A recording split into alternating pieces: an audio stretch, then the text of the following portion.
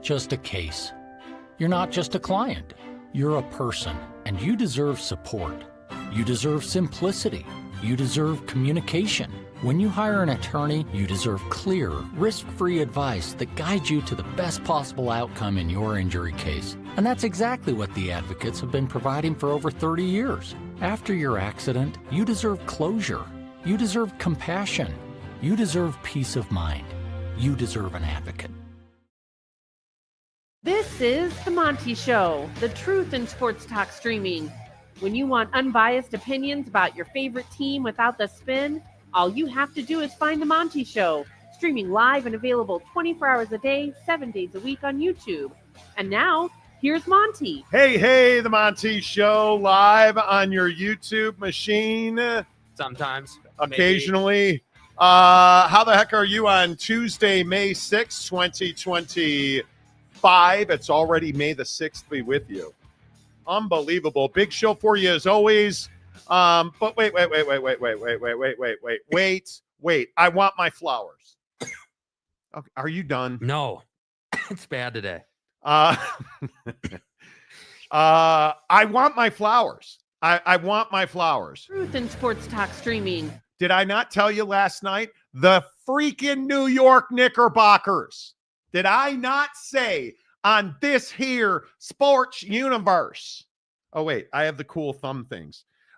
Did I not say on this show yesterday with my cool thumb thing that the Knicks were going to have to win a game in Boston? Good for you, buddy.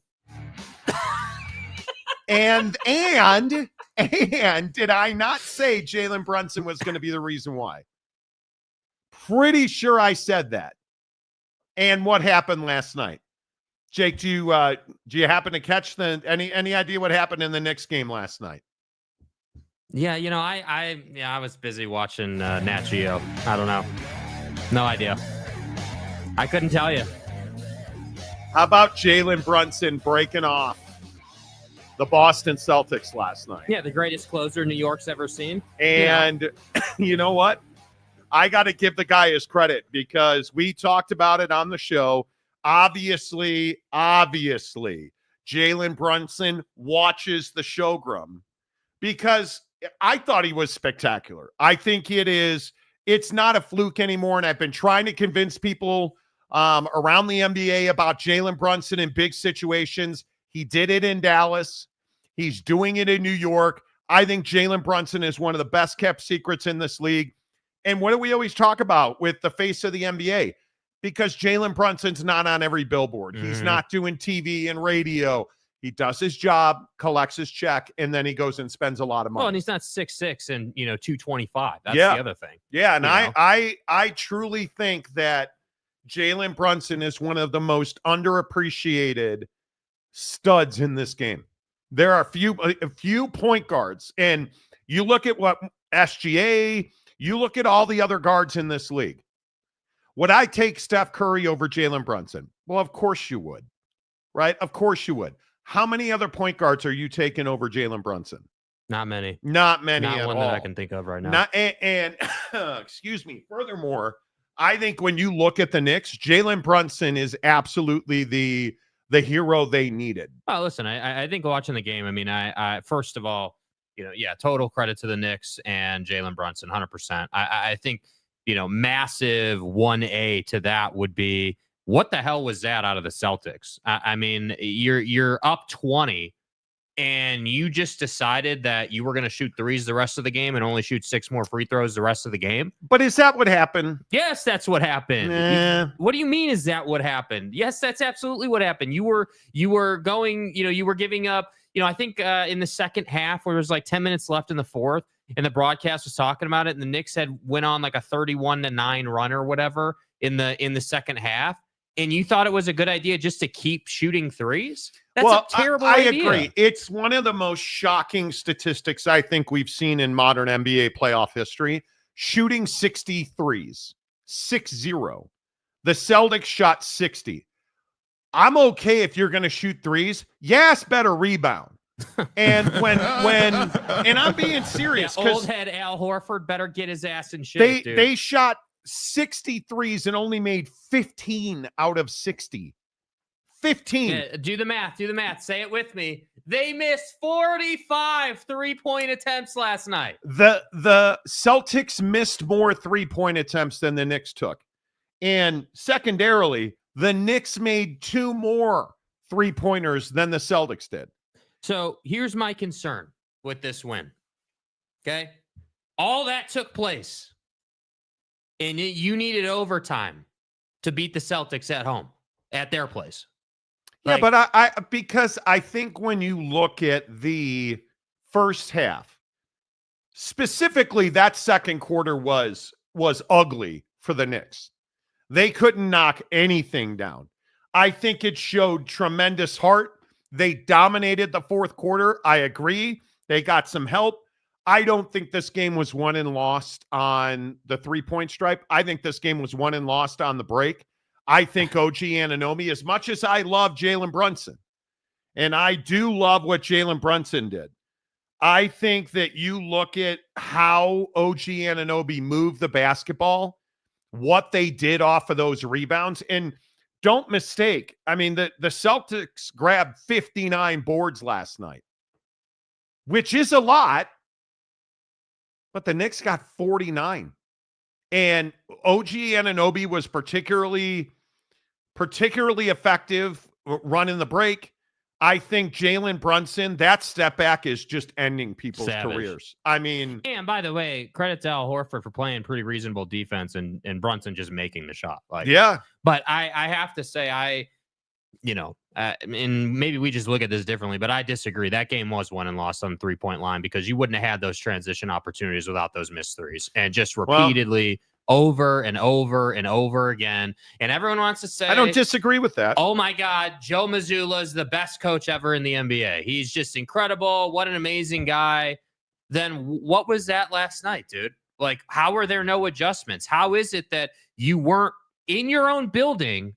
You weren't going to the basket and getting fouled and controlling the narrative of the game, controlling the flow. Like, you had an opportunity there, right? Was it late in the third quarter? I believe it was the Knicks had a couple of missed possessions, then they turned it over. Like, you had momentum, you had an opportunity. You could have put them away in a sense. You could have easily gone up by 8 to 10 points in that moment with the point swing. Absolutely. And you didn't do it. And then the other incredible thing about this for Jalen Brunson on his side of things is he could have put these guys away in regulation and in incredible fashion just missed that little teardrop layup, which he never misses. And it just rattled around the rim and hopped out.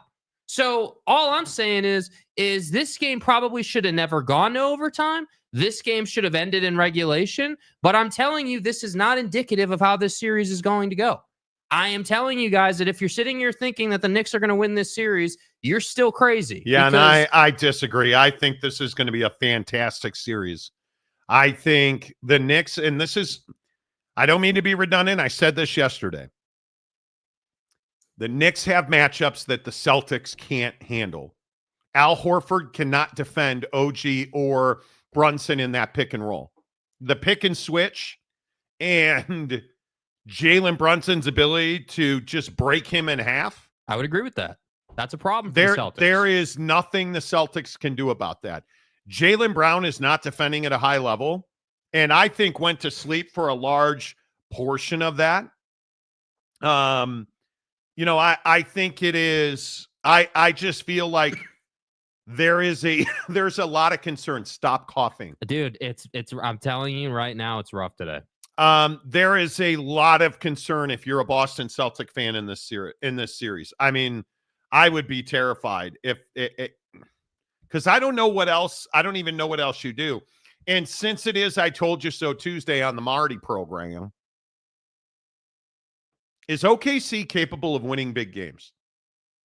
Because I am not convinced, and I don't know what that was in Oklahoma City. If that was the biggest turd we've ever seen laid. But when I look at what the Denver Nuggets, and really, if we're being honest, what Nikola Jokic did. What Nikola Jokic did to the Thunder last night. Did you guys see his line? Nikola Jokic's line last night. 42 points, 22 rebounds. This motherfucker, 42 points. Excuse my French. 42 points, 22 rebounds, 6 assists, a steal, and 2 blocks. 10 of 13 from the free throw stripe, 15 of 29 from the floor. I don't know. Have we ever seen a better performance than that in recent times? No, that's total domination. And you got Christian Braun for 11 and 13. And you got Aaron Gordon 22 and 14, including a game-winning 3. This was a complete and utter meltdown, falling apart. Like what was OKC doing? Oh, I don't know. Getting posterized by Aaron Gordon. Chet the Jet had probably this a game Chet Holmgren probably wants to forget. I mean, you look at the numbers out of this game. This is why people don't trust Oklahoma City. Yeah. Because I think as much as I love SGA, and I do, my gut tells me that SGA is not on his own enough to win the Western Conference. And I don't know that you have a number 2 on that roster. I don't know that anybody's enough on their own. I mean, that's the deepest conference we have. I mean, but who was their second best player last night? Alex Caruso. Headband. Was their second best player last night. And as much as we joke about him on this show, 5 of 9 for 3 for 20 points and a plus 13. Well, that's a great performance. That can't happen. You have got Chet Holmgren's got to be better. I think Jalen's got to be better. Luguentz-Dort is a waste of money, in my opinion. That's a cat that should be playing in Charlotte. Go play somewhere where nobody gives a rat's ass that you're not very good offensively. Mm-hmm. Great defender, should not be on a championship team and certainly should not be starting on a championship team. And that what we saw on a Nikola Jokic in that timeout where he was really animated, Pissed. God damn. Pissed off. I think that was one of those moments. Mm-hmm. So, Big Daddy Magic. Here we go. Dude. It's because your boy Chet Holmgren. He's not my boy. Chet Holmgren, The Walking Dead, spoiled string cheese chat is overrated and he wears women's underwear. Okay. Next comment. Okay. That mofo was all business. He had a big hat and a field full of cattle. That's what I'm saying. Mm-hmm. All hat and cattle. Mm-hmm. Mike Smith, what's wrong with women's underwear? I think that's a very valid question. I have no problem. I mean, I much prefer people. Never mind. Brandon Butler. Hello, Brandon. Say Caruso's name 2 more times and the mayor will appear. Alex Caruso. Weed. Alex Caruso. Alex Caruso. Yeah, boy. You're going to wear that drop out. Mm-hmm. Mikkel Schwinger. Coffee was watching the NHL playoffs. NHL playoffs were awesome last night. Mm-hmm. I must agree with that. Hated he left Dallas. Well, Greg Hill, isn't Jalen Brunson another example of what got away from Dallas? I mean, you look at even Timmy's had a pretty good playoff run with Detroit. You look at the former Dallas Mavericks roster, that's a championship team, right? And didn't get it done. Oh my God. Didn't get it done. Everybody but Luka. Yeah. It's amazing to me that we had that. I don't know, you guys. I think who's the best team in the West right now? I think that's a real tough question. It ain't Oklahoma City, I can tell you that. No, I think that I don't know. My gut tells me to still stay with Denver. I think they're a really complete team, and they have a lot of ways to beat you. I love the basketball that Golden State's playing right now. I was going to say, what about Golden State? Yeah, I really like the basketball they're playing right now, but it does concern me that, when you get further down the line and you run into a team like Denver, matchups aren't great there, but you have Jimmy, you've got Steph, you've got talent. I think we're getting Nuggets and Warriors in the Western Conference Finals. Yeah, we'll see, man. I think, this Warriors Timberwolves matchup is Fascinating. You know, you look at, and again, I'm not saying Anthony Edwards is the best player in the series because he's not, but he asked for this a year ago. He said that he wanted to play these guys a year ago, and now he's got the matchup. So I don't know if that's an omen or you know, foreshadowing for just an incredible series out of him, but it's going to take something like that, in my opinion, for them to beat the Warriors, because the Warriors are much faster than the Lakers were. They move the ball a lot more. They shoot the ball better. So like, you're not going to get all those freebies that you got against the Lakers. Yeah, we'll see. I think it's going to be Cavs and Knicks in the East, and Warriors and Nuggets in the West. Yeah. And I would love nothing more than a Warriors Knicks NBA Finals. That would be so big. I'm glad that you believe in the Knicks, dude. I'm glad, and I hope it works out for you. That would be so big. If they get by the Celtics, they're gonna win the East, because I don't believe that Cleveland. I think this is one of the biggest nights of Donovan Mitchell's young career. I truly think that tonight, Game 2. Indiana, Cleveland, you got to win this game. This is a must win. Yeah. There's nothing to talk about. Yeah. We can hyperbolize and we can match up. Dude, if the Cleveland Cavaliers lose tonight, Donovan Mitchell's an afterthought as far as a big game player. And I don't care if he scores. I quite literally don't care if he puts up 40 points and just shoots the lights out and they lose. He can't elevate players around him. That'll be the narrative. He needs 40 points, and they need to win this game. Yeah. And if they do not win this game, Donovan Mitchell, and I love Donnie. I think everybody who watches this show knows I love Donnie's game. The narrative is already there, though. Let's not say that it's being said in this series, because it's there already. Who are you, Devin Booker? Seriously, it's there already. Like, remember when we were able to have those arguments on the show back in the old studio? When we were legitimately in our basement? And I still think Book's a better player. I would agree with that. But the reality is they're doing the same thing. They're on the same career arc right now, you know? And, you know, give credit to Donovan Mitchell, left the organization, went to a new organization and a new conference, and is right back in that same conversation. So give him credit. But if you can't get to the Eastern Conference Finals, bro, in that conference, and admittedly, Mobley, Garland, and DeAndre Hunter are huge losses for this team. They are. But you got to, it doesn't matter. It's May. This is the Eastern Conference semis. You got to find a way to win games. And when I look at, you were never in danger of winning that game the other night. You were never in game one. I thought the fourth quarter was wholly. I was watching the third quarter of that game thinking, man, the Cavs are winning the quarter, but like it just didn't feel like that. And I think the thing that scares you most is that you're just not, if DeAndre Hunter doesn't play tonight, they're done. They're done. If Evan Mobley doesn't play tonight, they're done. It is over.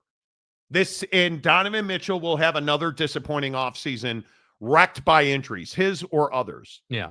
I think this is absolutely, this is an absolute question that is going to haunt Donovan Mitchell until he does it.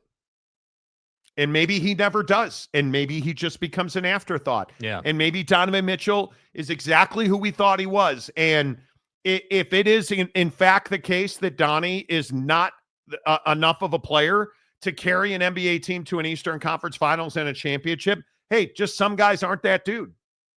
I believe he's that guy. I believe he's talented. He should have gone to New York and not Cleveland. Yeah. He didn't have much say on that because of the trade. But this is a huge night. Yeah. This is a huge night for Donovan. There's no question for Donovan Mitchell. It's a night where, you know, you need to ball out. Like, nobody's going to blame you if you lose a game and you put up 40 and 10. No one's going to blame you, dude. No, but this continuing narrative around Donovan Mitchell, he's not hurt now, but everybody else is hurt. Yeah, I think that I agree that he's dealing with this narrative. But what I'm saying is we have the ability as, you know, observers, fans, you know, people who watch these games to say, okay, hey, he's missing 3 best players on his roster and he still put up 40 and 10 and made it a 1-possession game. right? Like if that's the kind of game we get and they still lose, okay, I could be okay with that. But I'm not going to be okay with, a 15, 17 point performance, a negative plus minus, that type of stuff. That's not good enough. And so I think if you're Donovan Mitchell, can't go 1 of 11 again from 3. Can't go 1 of 11. Can't Donnie's biggest problem is shot selection, in my opinion. The guy, he forces a lot of things he just simply doesn't need to force. And this was my biggest gripe last night in the Knicks game, right? With the Celtics. Like, you're Jason Tatum. Stop stepping back and taking threes over bigs. Go by him.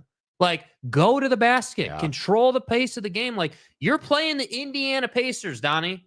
You cannot allow Tyrese Halliburton to get out and run.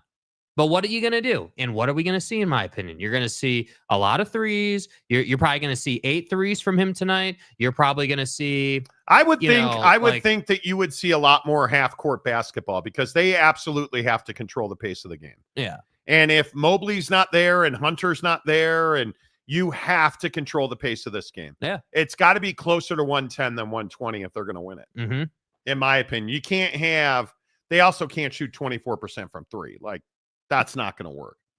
Yeah. That will not work. Brandon Butler. Oh no, I read that one already. I'm sorry. Brandon Butler. Donnie is who he is.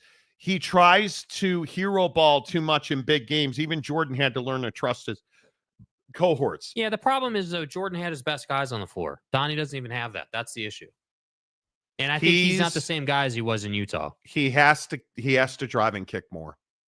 Because you've got to give guys the opportunity, because he's going to be the focal point of that defense.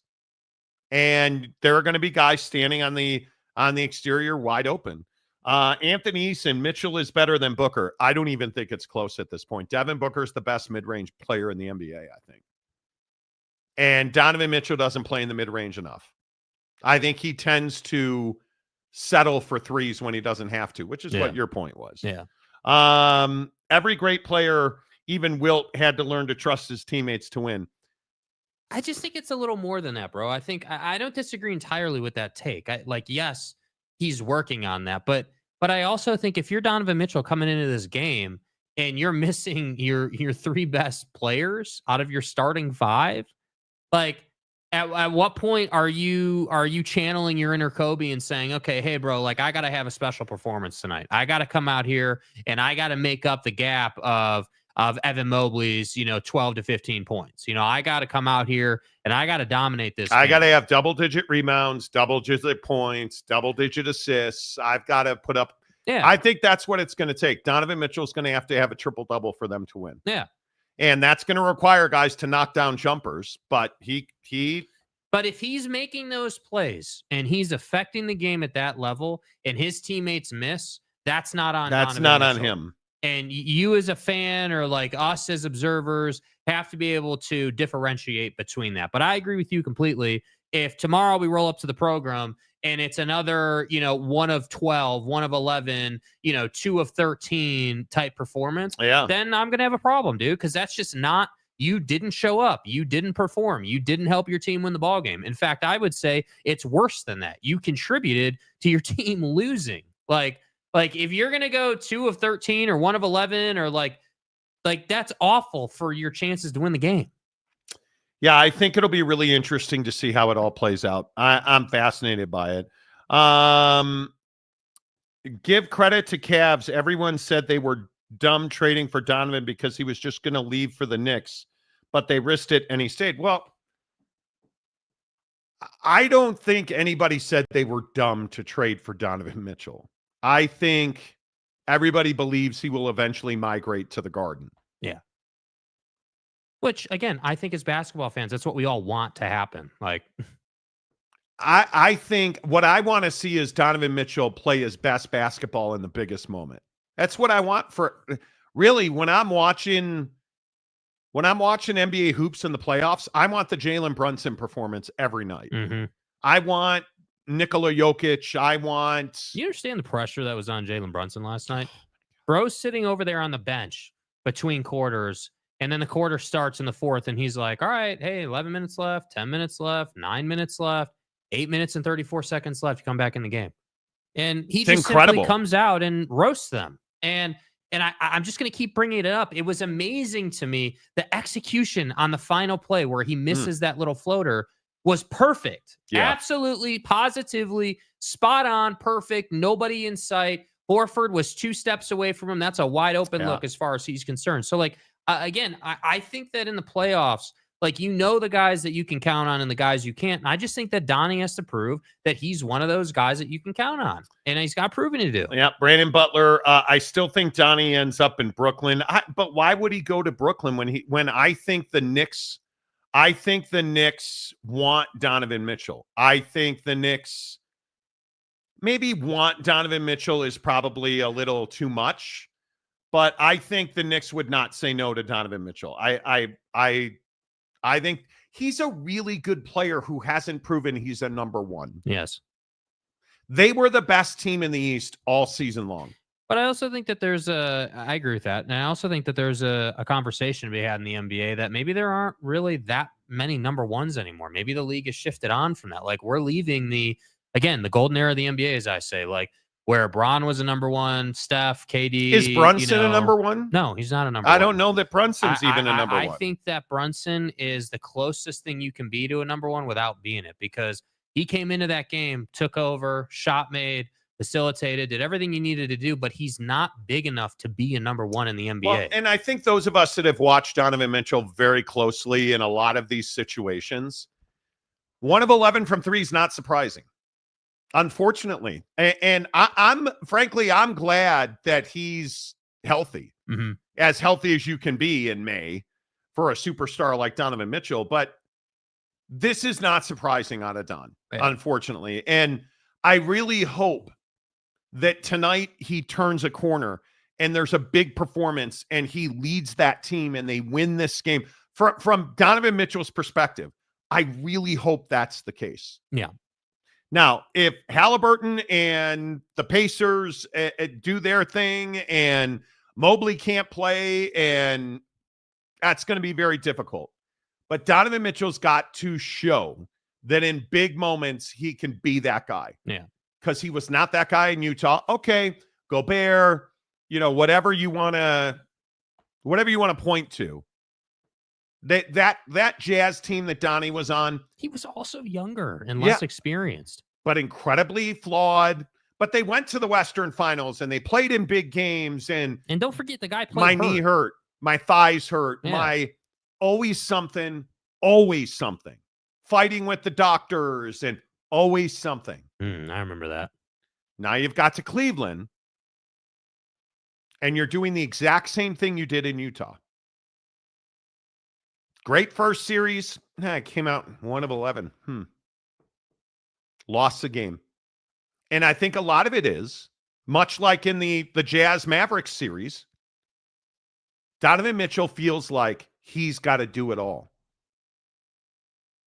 And that leads to 1 of 11 from 3. And again, we've just seen Donovan Mitchell for years now. Yeah, I just think it needs to be a little bit different of a mentality. For Donnie, I agree that is his mentality a lot of nights, and it can't be that. It's got to be, hey, I'm going to get to my spots. I like the best players that we've ever seen in the NBA, and whatever name you want to throw out, all those guys say, hey, I'm going to get to my spot, whether you like it or not, and I'm going to make that shot at a high percentage. The difference is for every player, their spot is different. So, Donovan Mitchell can shoot the 3 at a pretty decent percentage most nights. Like, he's a great finisher around the rim. He's got a little mid-range. Like, he is clearly a 3-tier scorer. But it's not enough to and I hope people understand this. It's not enough for Donovan Mitchell to put up these incredible point totals. Like, that's great that he's – and again, very Utah of him. We've talked about this. Dominant scorer, right? Remember all the arguments, like people were telling us he can't dunk and he's too fat and he's too short and he's too this. And I've died on the Donovan Mitchell hill. Yeah. Like, Donnie's my guy. Please score 25 points and have 10 dimes and 10 rebounds. Don't give me 45 points and 1 of 11 from 3, and don't give me 3 for 20 in 40. Like, Don, listen to me. 25 points, 10 rebounds, 10 dimes. They win the game. If he scores 40 and has 5 assists, they're going to lose tonight. Mm-hmm. They're going to lose. And if you've watched any amount of NBA basketball, I think you probably know this. The guys that score the most and don't involve the entire cast, and I don't care how shitty the surrounding cast is, they've got to contribute. Because ultimately, what happened to Donovan Mitchell in Utah was, hey, I'm going to go up against 5 guys and I'm going to come down and twist my ankle horribly. Yeah. Because I didn't kick to bag Snatchovich in the corner. Mm-hmm. Remember all the Bojan Bogdanovic standing alone in the corner? Donnie won't pass. Remember that? Wide open. And then he goes up, comes down on the ankle. Bojan. Can't make the same mistake repeatedly. Donovan Mitchell needs a 25-point game, 10 dimes, 10 boards. Cavs win. Series is equal at 1. And if he does, I believe he could tie tonight, or he might be tied with Michael Jordan for 30-point games, which is great. That's awesome. Doesn't mean anything in today's NBA. And I go back to, I was listening to the fan in Cleveland this morning on this exact topic. And I will give them credit. They actually, in Cleveland, are saying he needs to score less and dish more. If Mobley, and I think Mobley's the big one. If Mobley cannot play tonight, I think they are in a world of hurt, because Dallas, or excuse me, good Lord, Indiana, and the way that they play, if you don't have sufficient bigs, you're not going to win that game. Agreed. And I think that this is Donovan Mitchell's legacy, but maybe I'm wrong. Noel Ramirez, I think people still see them as the New Jersey Nets, so he'll go to the Knicks. No, I don't think that's the case. They play in Brooklyn. They're the Brooklyn Nets.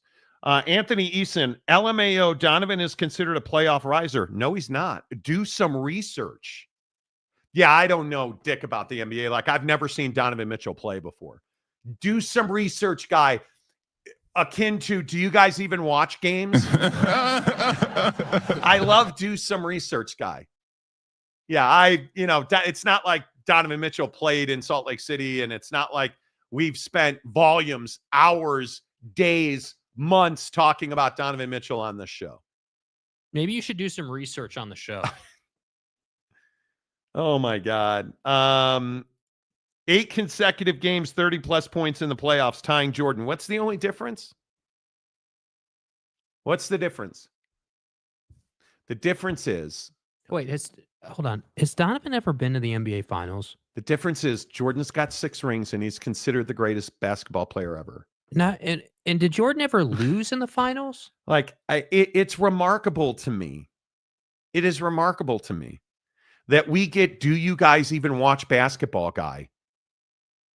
And quite literally, I was just talking about this stat. Even the guys in Cleveland are saying he's got to be more willing to dish.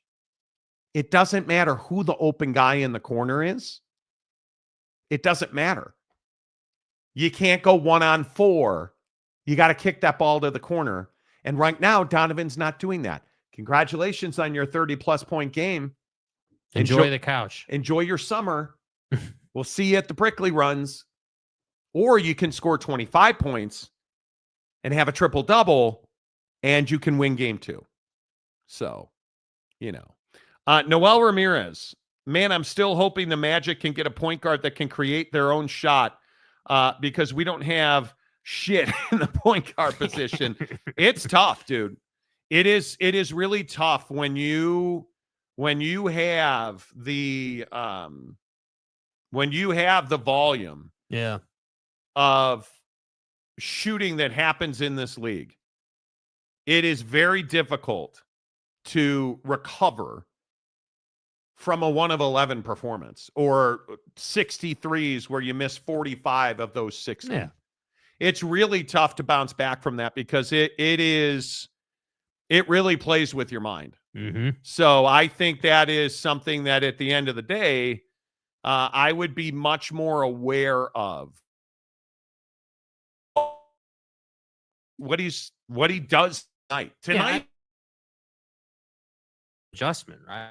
I think, I love watching Donnie play basketball. He's a phenomenal basketball player, phenomenal scorer. But in terms of legacy and winning, I mean, there's no question that every great player goes through trials and tribulations, and the great ones eventually turn that corner and figure out that adjustment and understand, hey, I'm gonna come off of this screen and I'm gonna pick up the double and I'm gonna move the ball over here. Like, they understand how to affect the entire floor on their own, and that's where I think, Don just, I don't know if it's I'm not going to pretend to know the exact reason. I agree. I know for a fact when he was a Jazz man, he has said multiple times, he feels like he's got to do everything. He's got to be everywhere at the same time. And I saw that guy the other night. Yeah. So, my sneaking suspicion is he probably just hasn't made that adjustment yet. And he probably, I think it might be strong to just assume he doesn't trust his teammates. I think it could be as simple as the guy mentally just is not in the right frame of mind to say, yeah, I need to manipulate the defense so I can get my guy an open look. I think they missed Darius Garland more than anybody thought they would. That's what I think. Maury Alvarez, who's been a member for 28 months. Nice. Can you shout out my kids who did a great job testing? Nah, we can't shout out your kids. Good for you, buddy. Nice job.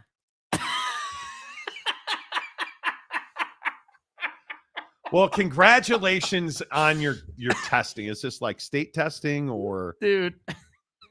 Congratulations. That's amazing. I'm happy for them. Lopes Van Gabe, a member for 28 months. What are you laughing at? You guys remember standardized testing in school? Oh, yeah, that was Scantrons, terrible. bro. That was to Scantrons. Scantrons. God, I have nightmares about Scantrons. Good Lord. I mean, no, I'm fine. Replica, when OKC inevitably loses this series. Here we go. Inevitably is the word there. I hope people have the same smoke for SGA they had for Luka. Well, I think the smoke needs to be with Chet, because Chet, beyond the injuries now, like Chet Holmgren's got to live up to some bar where, because like he's not even their number 2 in my opinion. I mean, Chet Holmgren, I think Chet has to grow as a basketball player. And OKC's always that story. Mm-hmm. And it is, they're trying to go from up and coming to established playoff team. And it's not easy to do. Wasikowski, Jordan lost to the Pistons plenty of times in the finals. Michael Jordan never one time lost to the Pistons in the finals. Because I don't know if you know this, the Pistons and the Bulls are both in the East. So they never. But it's nice fine. job, dude. Michael Jordan lost to the Pistons in the playoffs, and then he ended Isaiah Thomas's existence as a basketball player. So, Pirate Mitch, what's up with the sitting out playoff games because your big toe is sore? It's not. Are you talking about Darius Garland? His big toe is not sore, my guy.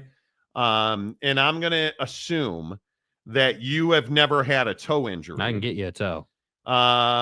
Because I believe he has a dislocated big toe. Darius Garland, and I want to make sure I get this right. By the way, Garland, Mobley, and Hunter were in the building after shoot around, did not take part. Darius Garland's exact injury is a toe dislocation that's cost him the final 2 games of the Heat series. I don't know. Yeah, he is hoping to come back for game 3 and 4. Here is a doctor explaining Darius Garland's injury, just so we're all on the same page real quick. Bro. Darius Garland continuing to deal with what sounds like a moderate sprain of the big toe, usually at the MTP joint, more commonly referred to as turf toe, is a very painful and debilitating injury. The big toe is the balance center of the foot.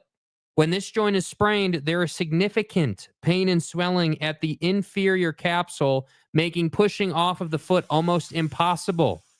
Some players will wear a carbon fiber insert in their shoe or cleat to help with stability. But the rest of the area has to be improved enough for this to be a realistic option to be effective on the court. It's hard to tell if he's made enough progress to return to the court in game 2. So, again, just because I'm a loser, I listened to Cleveland sports radio. They were talking about how the toe was misplaced. It was not sitting correctly. Mm-hmm. And how did it get worse? Oh, that's right. He played through it. And it turned into, for those who don't know, a sprain turf toe. This turf toe is a sprain of the ligaments that hold your big toe in place. And there's likely bone bruising that goes with that. And when it goes to the next level, ask Deion Sanders, that's when they cut your toes off. It can lead to a really terrible infection of the soft tissue. This is not like a big toe. My big toe is sore. It is a very serious thing. So, but see, Anthony, bro, I love your passion and I'm assuming you're a Cavs fan. I don't know.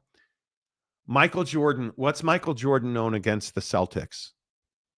As somebody who grew up a diehard Bulls fan, he scored 63 against the Celtics. Does anybody remember what happened? They were never close to winning that series.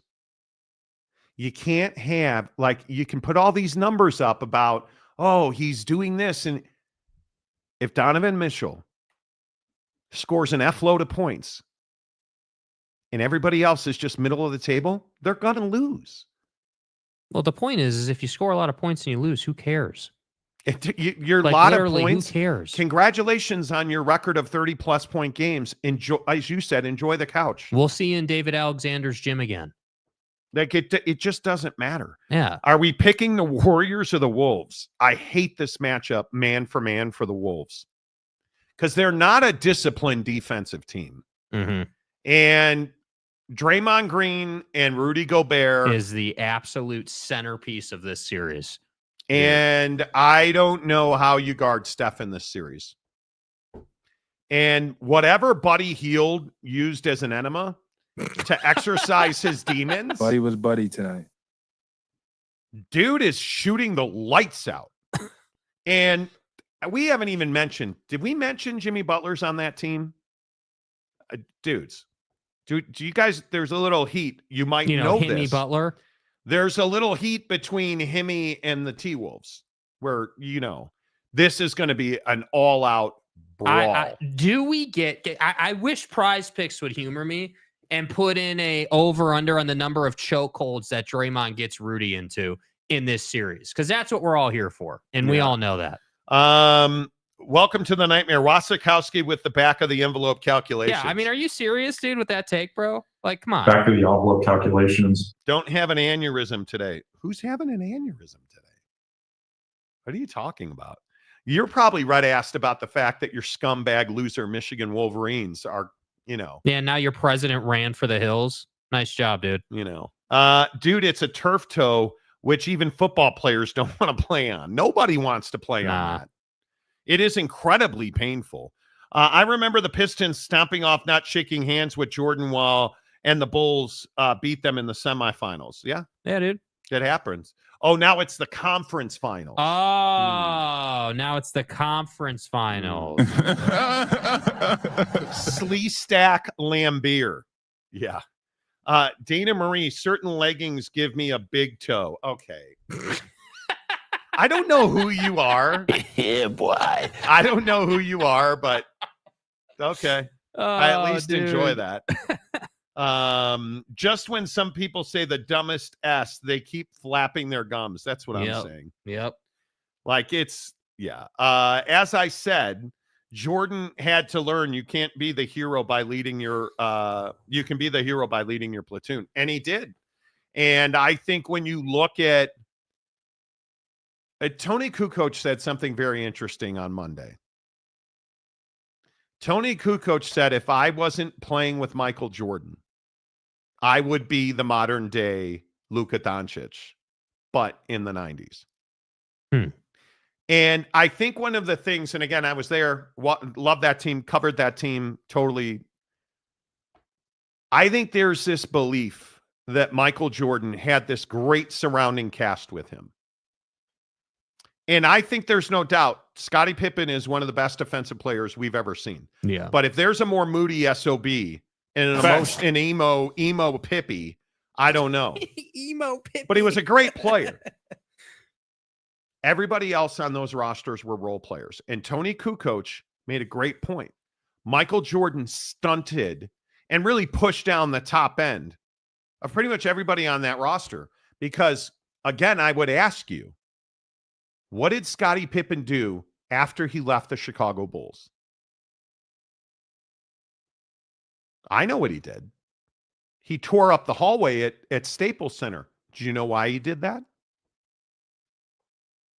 Because he was supposedly the best player on a Portland Trailblazer team that blew a massive lead to Kobe and Shaq. And Portland was never the same. Mm-hmm. That's who Scottie Pippen was. And I look at guys like Horace Grant, one of the great rebounders.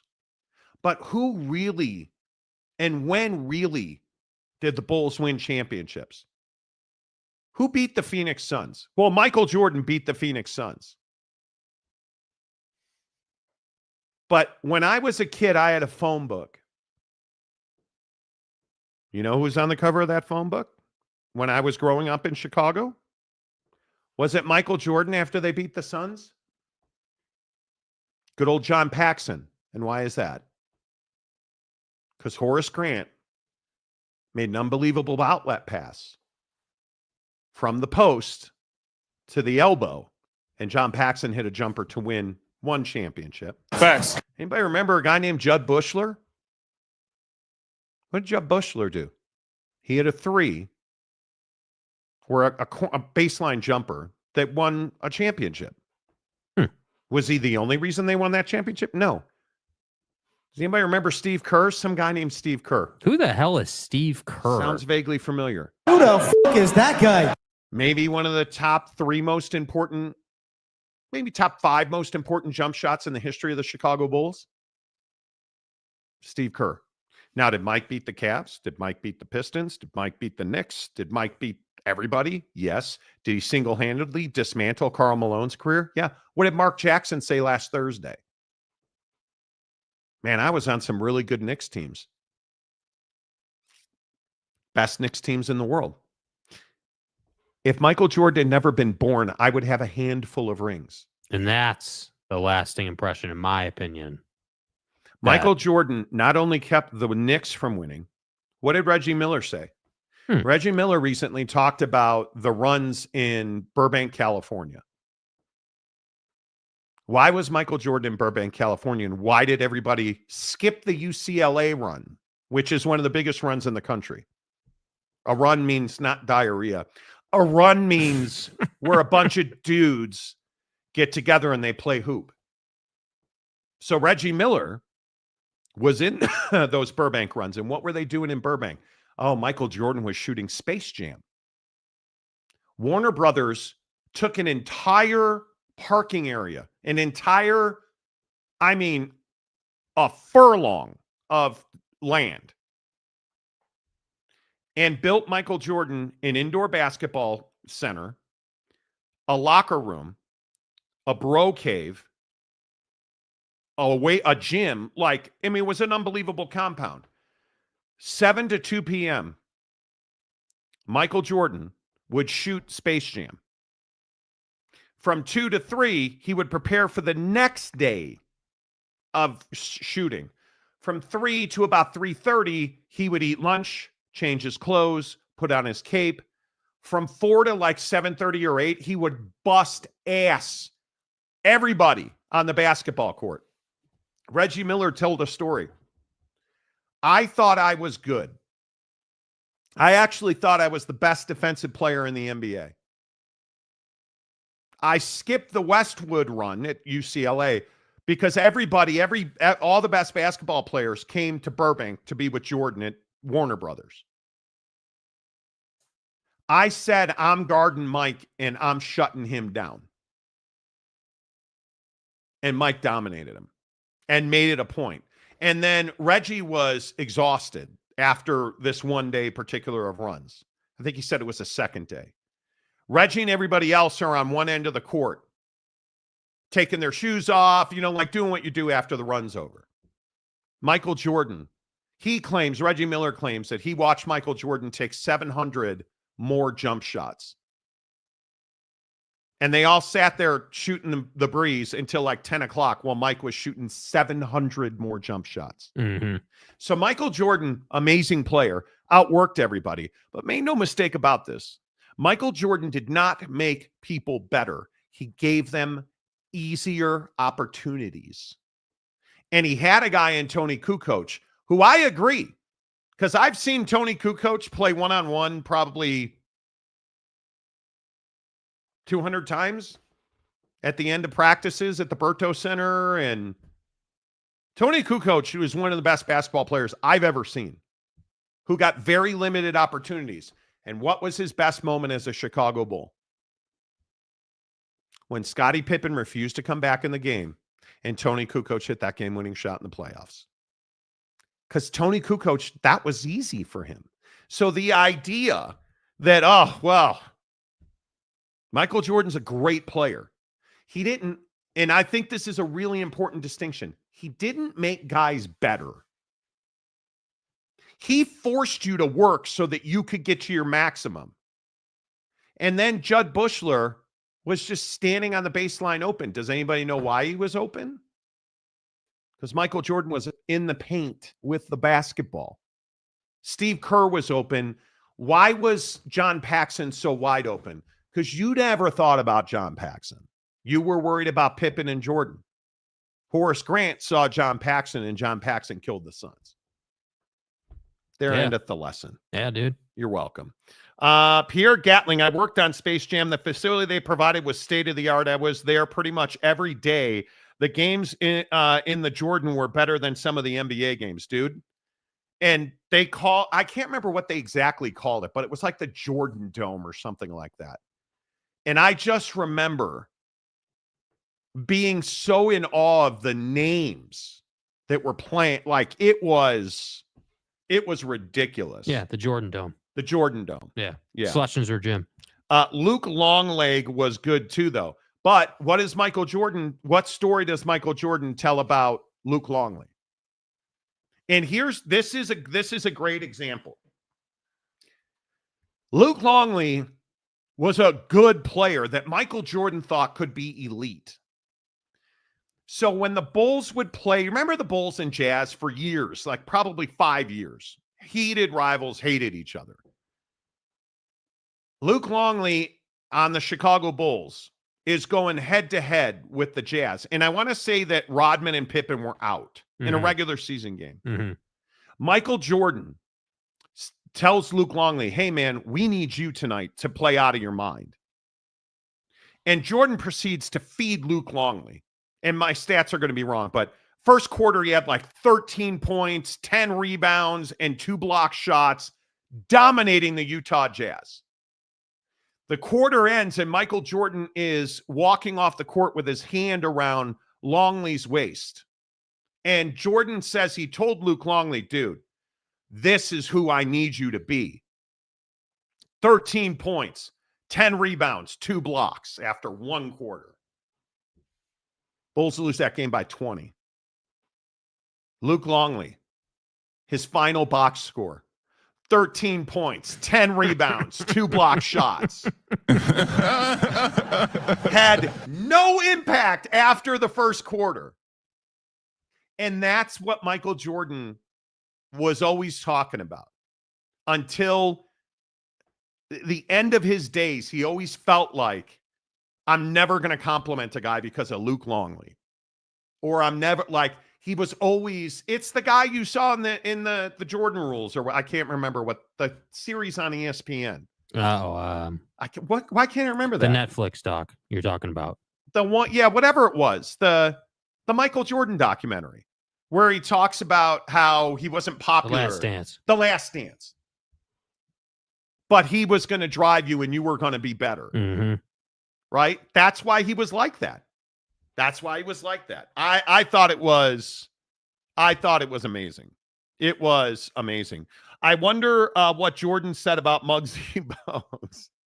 Dude, some of the Jordan stories, I can tell you, one of the coolest moments of my entire career was in the old Chicago Stadium. So it had to be pre-94. Somewhere in the Jordan years. I'll never forget the first time I walked into the Bulls locker room.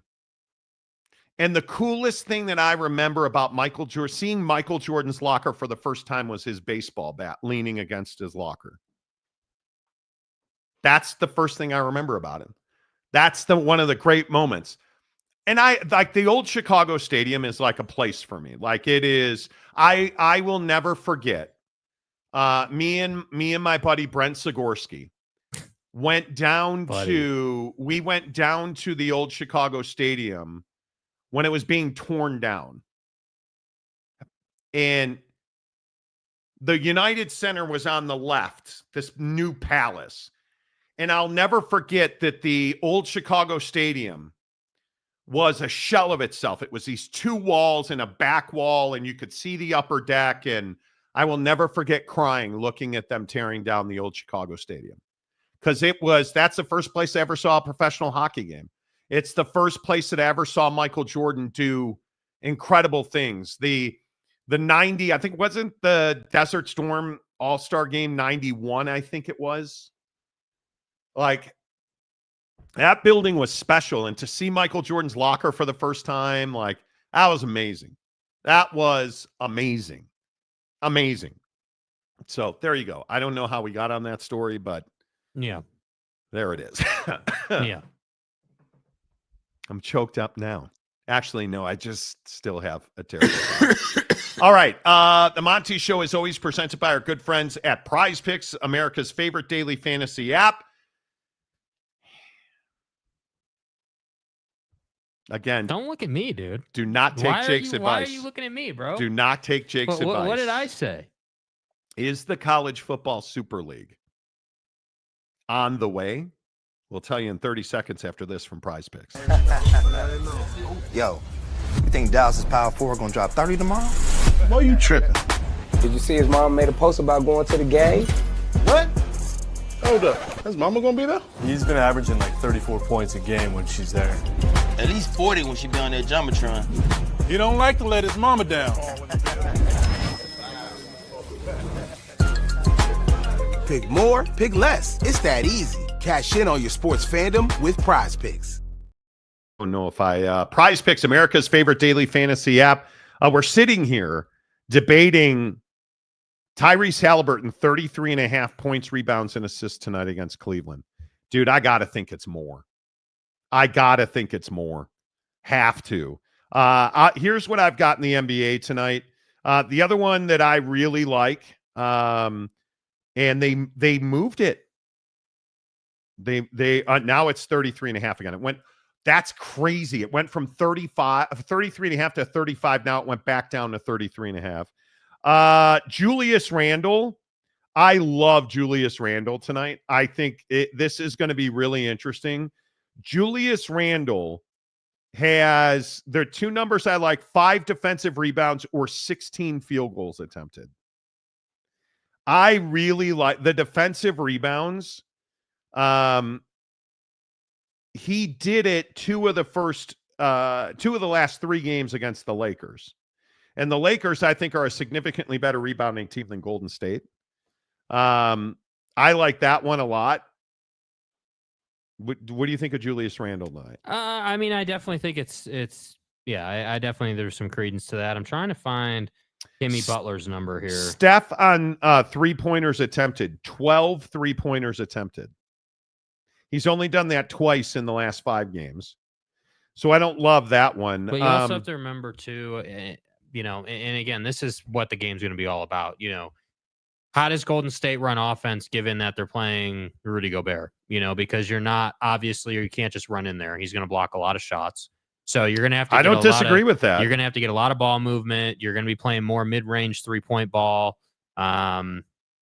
So I would be inclined to think that Steph probably would have more attempts because really, because I just don't think that, unless the strategy is going to be to switch Steph on to Gobert all night, but I don't know that Rudy Gobert. Like I just don't. I don't know, man. You should go with what you think. Are you leaning into anything Donovan Mitchell tonight? No.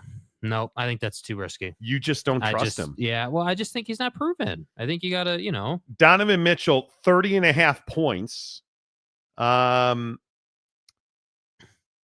He's only broken 33 one of the last 3 games. The one that I think is interesting is 23.5 field goals attempted. He did that in game 1 when he shot 30. I mean, if Garland plays tonight, 3-pointers made in the first 5 minutes, 3. I'm going less. That's the one I'm going to take. Donovan Mitchell, less than 3 points in the first. Less than 3-3-pointers. No, less than 3 points. Did I say 3-pointers? Yeah. Less than 3 points in the first 5 minutes. I like that one a lot. Are we really picking against Donovan Mitchell tonight? Apparently. Is that what we're doing? Apparently. 3-pointers made. His goblin, which means easier number, is 2.5. His demon is 4.5. I'm going to take more on 4.5. Here's what I got tonight. Tyrese Halliburton, more than 33.5 points, rebounds, and assists. Steph, more than 5.5 3-pointers made. And Donnie, more than 4.5 3-pointers made. I'm going $20 to win 140 on Prize Picks. Rudy Gobert on a demon. You're such a jerk. More than 9 turnovers. More than 1.5 turnovers. How did I know you were taking turnovers? Buddy. You're on such a demon. Red ass. Buddy gets paid a lot of money. I know. Buddy for more than 11.5 points. Wow. And Draymond Green for less than 1 free throw made. You're going to say that's crazy. No. He typically doesn't make a free throw in a game. 20 to win 140 on a flex. It's not coming. It's just breathing hard. Okay, dude. Bro, what are we doing? Perhaps play a little game called Just a Tip. To which Mike Smith says, that's what she said. Yeah, boy. Oh, that's so good. That is so good. Oh my God. Blue Turf, this has turned into story time with Uncle Monty. Yeah, and I love it. I love reminiscing. Wasikowski says more history in the Joe. Maybe. See, like, why do you that? Get all pissy about it, dude? I don't understand why we can't just not be assholes. Yeah. Like what's the deal? Why do you you guys understand? Hold on. You understand, like, we don't have to do the show, right? You get that? Like, this isn't something we have to do every day. Like, it's not like we're obligated to do this. So, like, you showing up and just being Well, I don't even think it's a don't have to do the show thing. I think it's one of those things where, and I get it, Detroit and Milwaukee have always been Chicago phobic. Like, they're envious of Chicago. Like, just because you got your ass beat repeatedly by Jordan doesn't mean you got to come in here. But it's not even that. It's the Eric Hipples of the world. It is the Wayne Fonses of the world. Oh, I know. It's the Barry Sanders of the world. It is, you're never getting over. You're not good enough. You always come up short to Chicago. Like, I get it. I totally get it. But when you're talking about memories of your childhood, talk about memories of your childhood. Like, the Joe's a great building. There's no reason to be like, I just have never understood that. The Madhouse and Comiskey, it was a tragedy they went away. The old Comiskey Park. I can take the best memory I ever had at Comiskey Park, John Cangelosi making an incredible catch against Don Mattingly and the Yankees. I loved the old Comiskey Park. We used to go to games and sit in the upper deck there, and I hated the White Sox, except for one guy, Harold Baines. That was my dude. Loved Harold Baines. So, yeah. Maury Alvarez, I really miss the old Salt Palace. No, you don't. It was a fun environment. Well, now you're getting a new Delta Center that you're paying for because Ryan Smith certainly is not paying for it. Steely says you guys could be golfing. It's not like that. This is fun. It's a good time. See, I don't know. I guess I just feel like, yeah, it's a good time, but that's not my point. Like, my point is you show up most days, with all due respect, and that's your attitude. That's your take. Like, at some point, I think you would have fun with it and like just be chill. Like, everyone else in the comment section. Like, why does it have to be a thing? Some guys are not like, look at Ferris having multiple accounts to comment on the show because he got himself blocked. I think Michigan fan is a very damaged, hurt fan right now, and I understand it. You're absolutely getting eviscerated. And it's funny to me that, when you read our comment section or, if you just look at how Michigan fan feels right now, that's got to be devastating. You finally won a national championship and it's tarnished. Nobody recognizes it. And I feel bad for Detroit fan.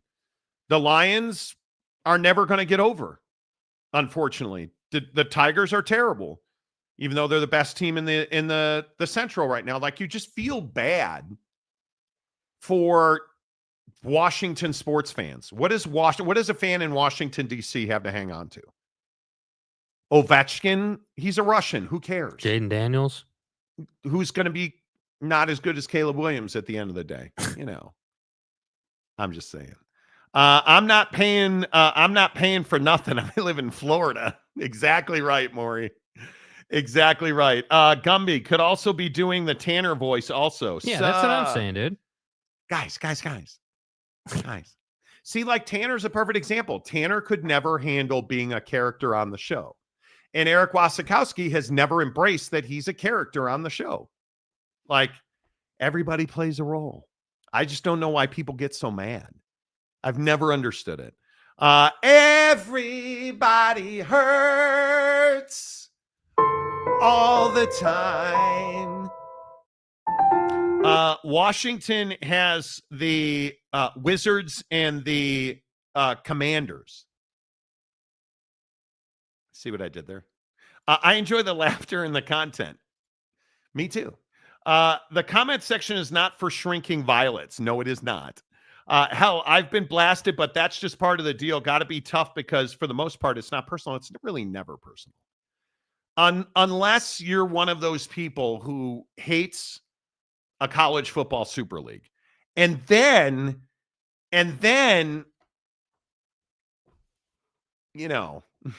today's not a good day for you. Mm. So Jake didn't want to talk about this today because he hates Ted Cruz. Cancun Cruz, He hates the great Cancun, abandoner. the great abandoner. Yeah, the great abandoner. The guy that left his state when the power grid was offline. The guy who there was an ice storm and his kids were scared. The guy who seemingly is always flapping his gums about random stuff and now wants to inject himself into college athletics. Yeah, that guy. Yeah, real excited to talk about Buddy. Yeah, I don't know who's going to be pissed off more today. I hate the Super League or Notre Dame needs to join a conference.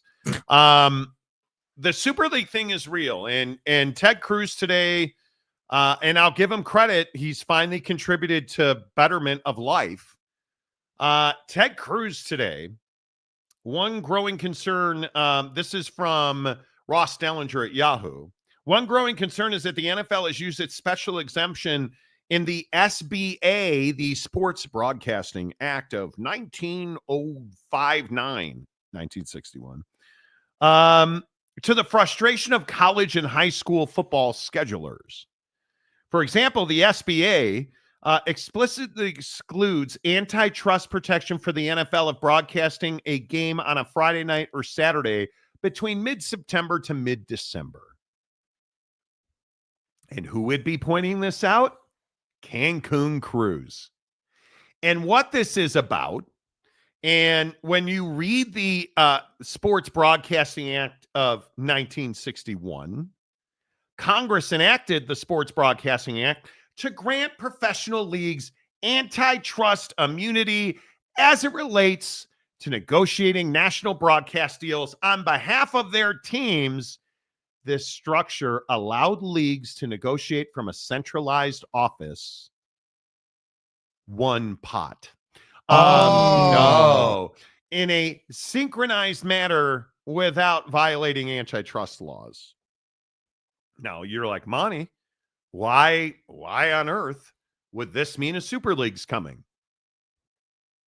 Well, because what's happening now, and I think what most people fully understand, is that we're in a situation where the Cancun cruise side of things, they want college football on Saturday and they want the NFL on Sunday. And what's the only way to get that done?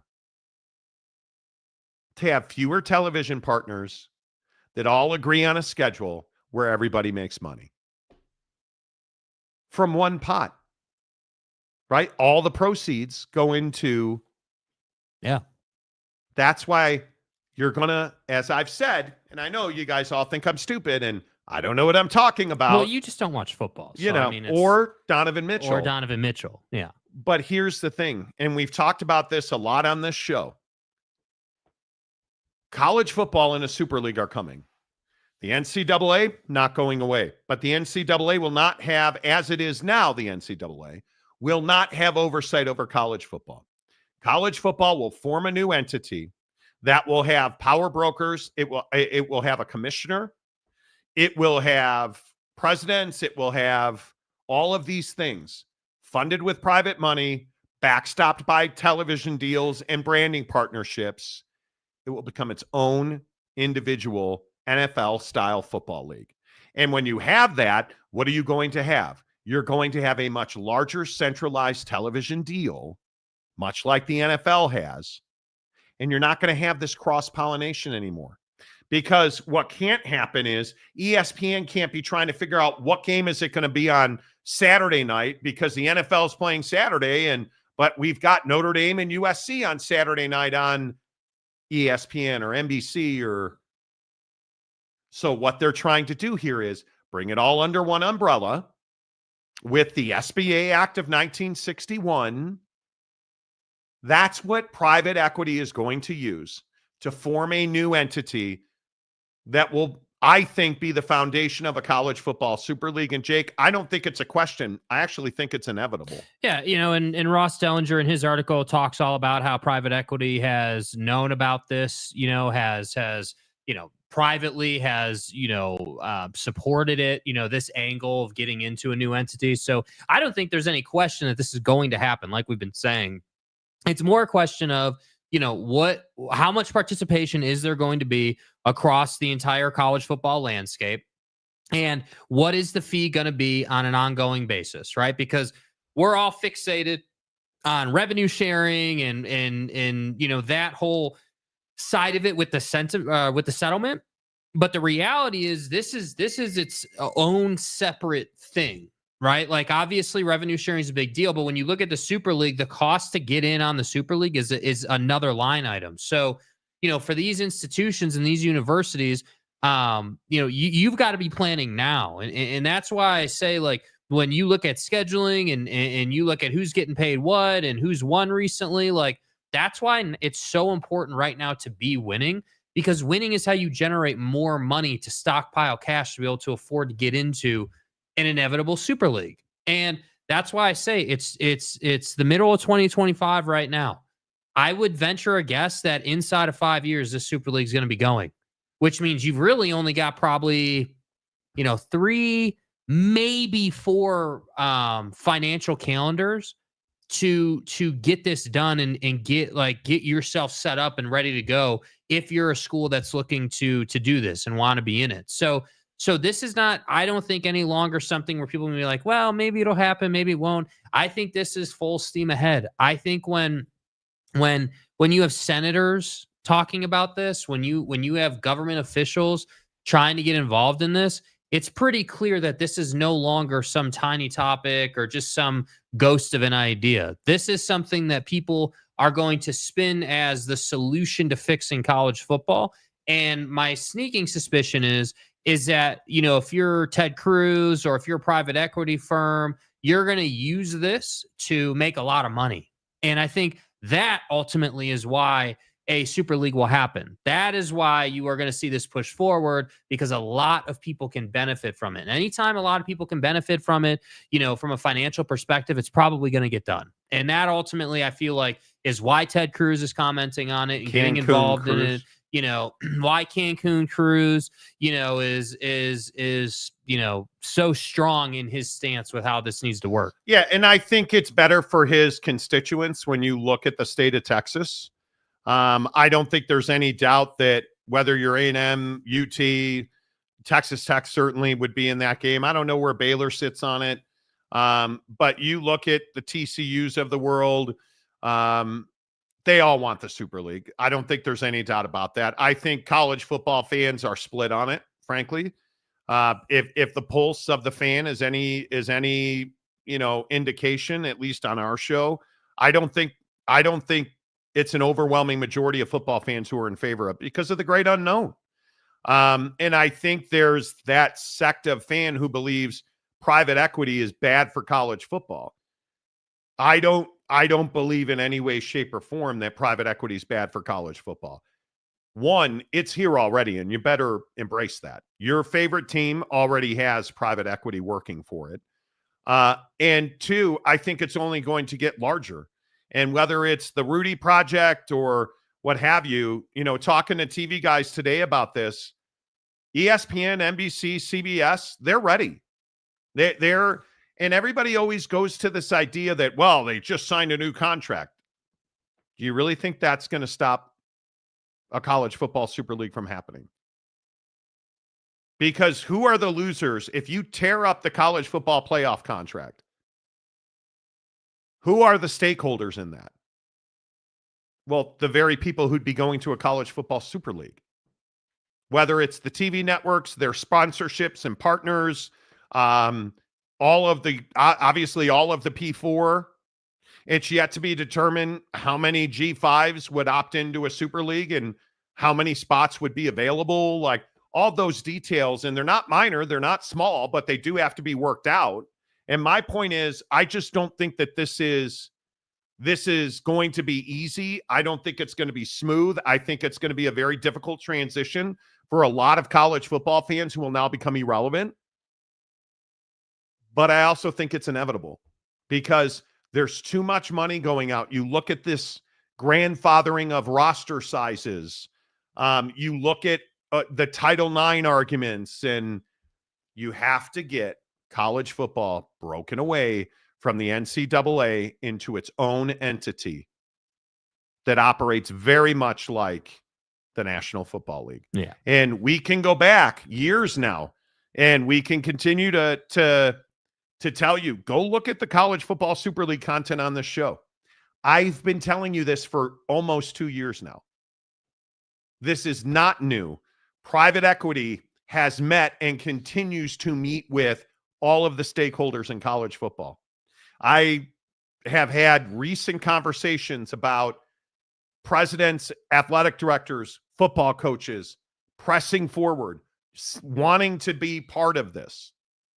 Because frankly, there's no sustainable place. And I think this is really difficult for a lot of college fans to understand. There's not a sustainable path forward without a Super League. Hear me on that. If college football continues to go the way that it's going, college football will not exist. Your smaller universities will fall away because smaller universities are already opting out of playing football. Women's sports, which are, I am telling you, a revenue generator and matter at many of these larger institutions, will not be allowed to fall away because of Title IX. So you look at the legalities, you look at the legislation that's in place, you look at the liability, the financial liability and risks of moving forward as you are, it's unsustainable. In fact, it's impossible. College football cannot survive in the setup and the structure that it currently enjoys. And enjoys is probably not a great word. As it is currently constructed. Endures. College football cannot move forward. It is stunted. The growth is stunted. Large branding deals are questionable because nobody, if you're a G5, like I look at this Pac-12 Mountain West conference situation, are they really moving forward? Are they really able to progress and negotiate? And no, because their brand partners don't know where they're going to put their money. You don't know how much money you can do a brand deal for and feel really secure about it. Like if you category exclusive a beer, car brand, a hospital network, and then the house settlement doesn't go the way you think it is, or whatever lawsuit is next down the line. Because again, I maintain and I continue to point out what insulates more athletes who continue to file these lawsuits against universities and bodies, the NCAA, and what stops them from going forward? Nothing. Because when the house settlement gets finalized, and it will get finalized, when that house settlement gets finalized, more lawsuits are going to happen. It's the way that the world spins nowadays. You've got to find a way to stop those lawsuits. And the way you do that is you break off from the NCAA and you form a new entity that is insulated from the past. That's one of the most important reasons to do it. Insulate yourself from the liabilities and your mismanagement of the past. Create something newer, something bigger, something that creates new revenue, something that allows you to thrive at the level you were thriving at a decade ago, on par with that kind of money, but just on a grander scale. Who's going to say no to that? And my guess is nobody's going to say no to that because they're all already saying yes to it. They need it. Yeah, I mean, I completely agree. The current system is super flawed and cannot and is unable to exist long term the way it is. It cannot function this way. It's just not beneficial enough to the masses. And I think that's why creating, and we've talked about this for so long, right? It used to be the conversation was, well, hey, the G5's got to create its own, college football playoff system or format, so that they can play with schools on par and on scale with their financial, resources, right? To make it fair. But we've kind of graduated and migrated that concept to now the bigger picture of overall funding of athletic departments and payments and revenue. And now we're talking about, hey, well, we're going to branch off and create a super league that has private equity involved. And, as you have been saying for how long now, it has a partnership of sorts and understanding. I don't know if it'll be on paper, but an understanding with the NFL that, hey, the NFL is playing on Sundays. We've got Friday and Saturday locked up, so there's going to be that relationship. I think one of the biggest issues is the NFL feels limited in its Thursday, Sunday, Monday format. I think the NFL would like to play on different days and different structures. And currently, as Cancun Ted said, they're not allowed to do that. Not in total safety. Yeah, not until, what was it, January, I think they can start doing it. The window opens for them. Yeah, I think you are going to see Monday Night Football, Sunday Night Football, Sunday football is never going anywhere. I think players do not view Thursday Night Football as a solution. And I think there could be a very much a reimagined schedule about how we watch football in this country. Because when you say to the NFL, you're going to play on Thursday, Sunday, and Monday, you're very much limiting them. And I think what you could see is, I think you could very much see college football, for instance, having a huge matchup every Tuesday night. Maybe it's college football on Thursday. The NFL plays on Friday night to give NFL players another day, like whatever it winds up being. But I think you're going to see a Thursday night football or a Monday night football type model in college football. Yeah. Because we're moving, like you look at this Notre Dame situation. Notre Dame and Clemson agreed to play through the end of time today. I think the deal is 2038. And Florida State and Miami and Notre Dame. And anybody want to see Notre Dame and Miami on a national stage in its own window? Notre Dame, our mother. Where on a Thursday night in September, and you pick the neutral site or Notre Dame Stadium, or well, they don't really have a great stadium in Miami, but if they ever wind up getting an on-campus stadium, where you're playing Notre Dame in Miami, Catholics versus convicts. Yeah. Where you're playing these big, big games on its own stage, like Thursday Night Football, like Monday Night Football, only available on Paramount, whatever it winds up being, right? Right. There's too much money to be made. Well, and that was the other, it's funny you bring up streaming, because that was the other point that Cancun Cruz was bringing up, is that the NFL has sidestepped the rules about like what days they can play by doing stream only games here and there, which circumvents the linear nature of that agreement. And so I just think it's, I understand that the NFL always wants options and always wants to do, everything that they can, right? I respect that. But at the same time, college football, the other thing here is college football has grown so much over the years. I do think, 25 years ago, let's say, college football wasn't nearly as big as it is now in stature. And so it was okay that, the NFL was limited by this agreement a little bit. And, that sandbox, if you will, has kind of shifted around. And now it's like, hey, I remember during the season, hell, we all talked about it, right? Bro, I'm more excited about the Saturday night primetime college game than I am about the NFL slate on any given week.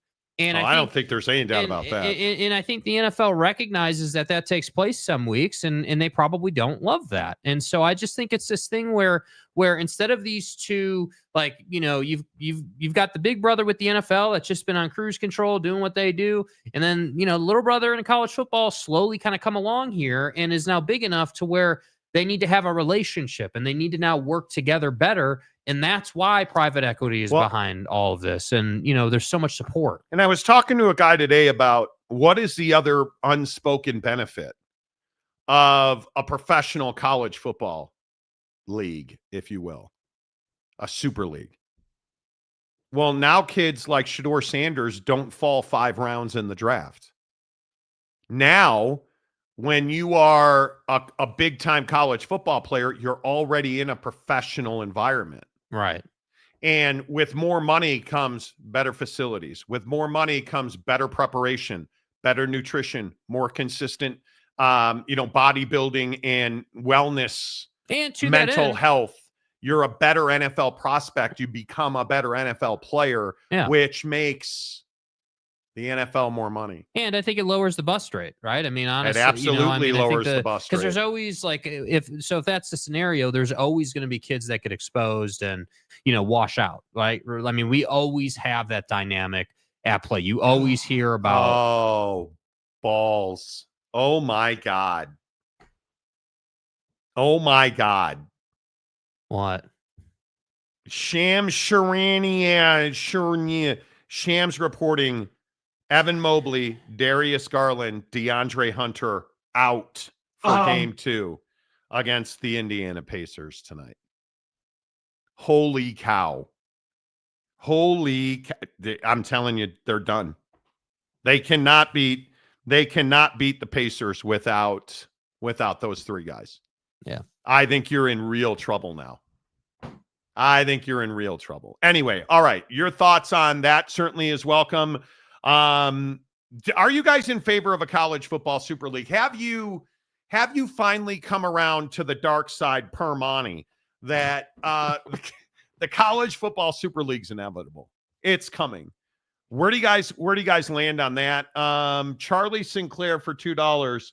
Santa Ono stepping down today. Well, right on top of that news, are you? Bro, dude. Brother, did you put this comment on delay from yesterday? Did you schedule the comment for the wrong day and time? I might be wrong. There's got to be more than, hey, I want to take the Florida job. 3/4 of this is inaccurate. I don't know. It could be all the punishment that's coming to your current institution. I think it's more than that. I don't. Is it death threats? Cheeseburger was undercooked. That's what it was. But in all seriousness, the ecosystem at Michigan is toxic. I think we can all agree with that. Is Santa Ono being threatened? Like you look at this Palestinian situation, the protests on the campus there, the lawlessness with which we seem to be attacking the educational system right now. What is going on at Michigan that Santa Ono is leaving after signing a contract extension? Because Florida is not a better job than Michigan. Or is it? Is Santa Ono looking for a soft landing? That doesn't seem like it. I have to believe that there's something more going on with Santa Ono and his exit from Michigan than just, well, it's Florida and that's a great job. And yeah, it's a great job. I don't disagree with that.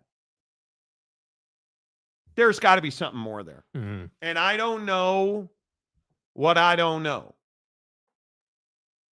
I think there has to be more than that. And so I am sure at some point, if there is any journalism left in the state of Michigan, which there is, I hope somebody crawls up Santa Ono's ass and finds out what's really going on there.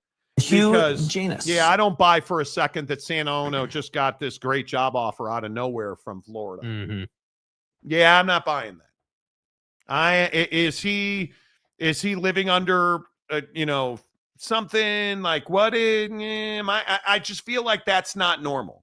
Yeah, I feel like there's something more than we have any idea what's going on, and you just don't. Yeah, it's unusual. There's no doubt. It's unusual. You just don't leave that job because the weather in Florida, the golf in Florida. Well, there's no state income tax. I think it's clear that that's not why he's leaving. You're leaving the job at Michigan because there's no state, bro. Because the weather's better, you can afford to vacation. When you're making that kind of jack, you can afford to vacation. Well, you want to play more golf? Me too, right? But I'm not moving to Florida, even though I could. There's something wrong with that. Florida is not a higher profile job. Florida isn't the educational institution Michigan is. You don't leave Michigan for Florida again because of weather and property taxes. And I was reading the one of the newspapers in Michigan talking about, was it income tax? No. I'm sorry. I'm not buying that. I'm not. Backwoods, sexy Mike Smith. Every state has taxes one way or the other. That's what I'm saying. Like property tax in Florida. Yeah, dude, like you're gonna get piped either way, dude. Eric Wasikowski, the state income tax is why I left, right? But you're not making Santa Ono money. Yeah. When you are the president, when you're the big dog at the University of Michigan, that's a massive job. That's a prestigious educational institution. With all due respect to Florida, you're not leaving there for Florida. You of all people should know that. You're not leaving there for Florida, right? I mean, it's wild to me that he's doing that. It just doesn't, he left before they could put an asterisk tramp stamp on him. That might be true. There it is. They probably had, gotta get ahead of it. Got to get out of the way of that tattoo artist walking around looking for Ono. Brandon Bootlair, I am resigned to the fact a Super League is coming. I don't want it. Would prefer to keep the amateur illusion and the traditional rivalries, but that died during realignment. A Super League brings back the traditional rivalries. Because, again, speaking of Santa Ono, Michigan and Notre Dame want to play. It's just almost impossible to do that. Not if you join a Super League. Do you think Notre Dame and USC ever don't play? Do you think BYU and Utah ever don't play? Not if there's a Super League. If you think about Bedlam, well, as long as I can't recruit and the portal sucks guy with a mullet is there, we probably don't get Bedlam, even though he was knee padding the Sooners a couple of weeks ago. About, oh, God, maybe we could have joint practices. Who wouldn't pay for that? I mean, I think we should have, we should bring Bedlam back, and we'll play one at their place, and they can play one at our place, and we'll do the proceeds towards NIL, and it's all hunky-dory. We'll have Pat Fitzgerald come in and do a human car wash for us. Who does that? Pat Fitzgerald. It would be Are we clear on that? I'm a terrible person. Super League could actually make it more teams have a chance to win championships. Sure. Santa Ono lateral scandal move to Florida. Could be. Lateral scandal move. He wants to know what happened to Aaron Hernandez. On that, what was the magazine show that Bill O'Reilly used to host? A Current Affair. We'll do it live. You remember that from Bill O'Reilly? Yeah. On the next A Current Affair, Santa Ono exposes himself to Aaron Hernandez. The stadium guy. Why would Santa Ono leave Michigan to go to Florida? The weather is much better, and after Florida fixes up their footballs, how do you always work in football IPFs? Practicing up. We're out of here. How do you always work in stadium and facilities? Do you really think he's leaving Michigan for Florida because they promised him they were going to build facilities? Well, we're going to build some CNS seating in the swamp, Monty, and that's why, Santa Ono's coming here. And look, we'll have guardrails so the Gators can't get you. Yeah, well, we're not going to have your leg bitten off, but, It's not about stadiums, James. They will have better facilities. Dude, you have arguably one of the most historic college football stadiums on the flipping planet at Michigan. The swamp is... I don't care if you build 10 IPFs on top of their grandstand. It's never going to be the big house. You're crazy.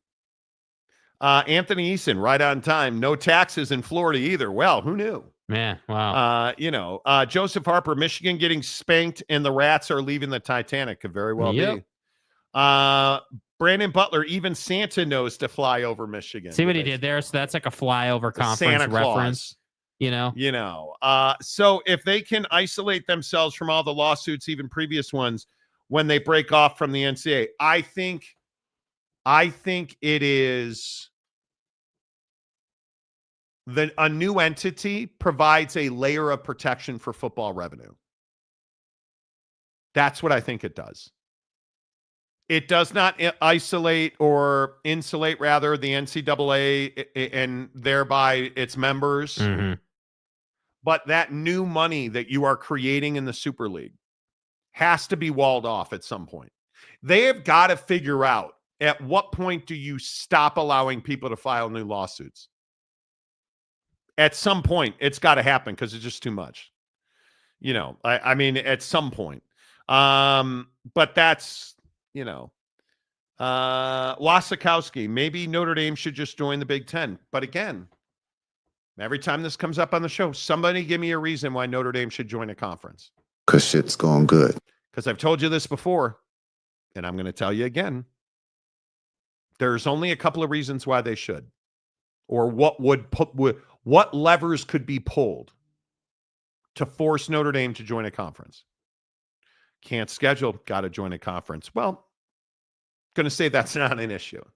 We're good there. Well, Monty, can't get a TV deal. Yeah, going to say that's not an issue. I think we're good there. We did what we did. Can't make any money because we can't get in the Super League. Well, we actually sold our souls to the devil. Like, for instance. Going to say that's not an issue. So let me get this right. We should join a conference. Notre Dame should join a conference. Even though they're scheduling some of the best universities in college football and will continue to have one of the best schedules and availability that allows them to put cupcakes in and not be punished so they have an avenue to a championship. They have their own TV deal, their own multimedia deal, their own branding deals. their own trademark deals. You name it, they've got it. They have one of the best stadiums in college football. It's full every single week. Their enrollment's awesome. You tell me why Notre Dame should join a conference. There's no reason to do that. Why would you? Let me see. I can play by somebody else's rules and probably make less money. Or I could stay on my own and keep all of my money and play whoever the flip I want to play. And Clemson, Florida State, and Miami are willing to schedule us.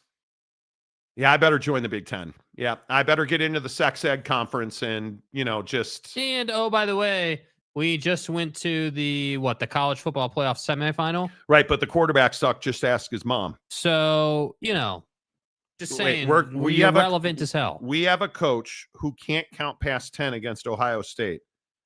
We're guaranteed pretty much a spot in the college football playoff every year. We should join a conference. Makes total sense. Talking about.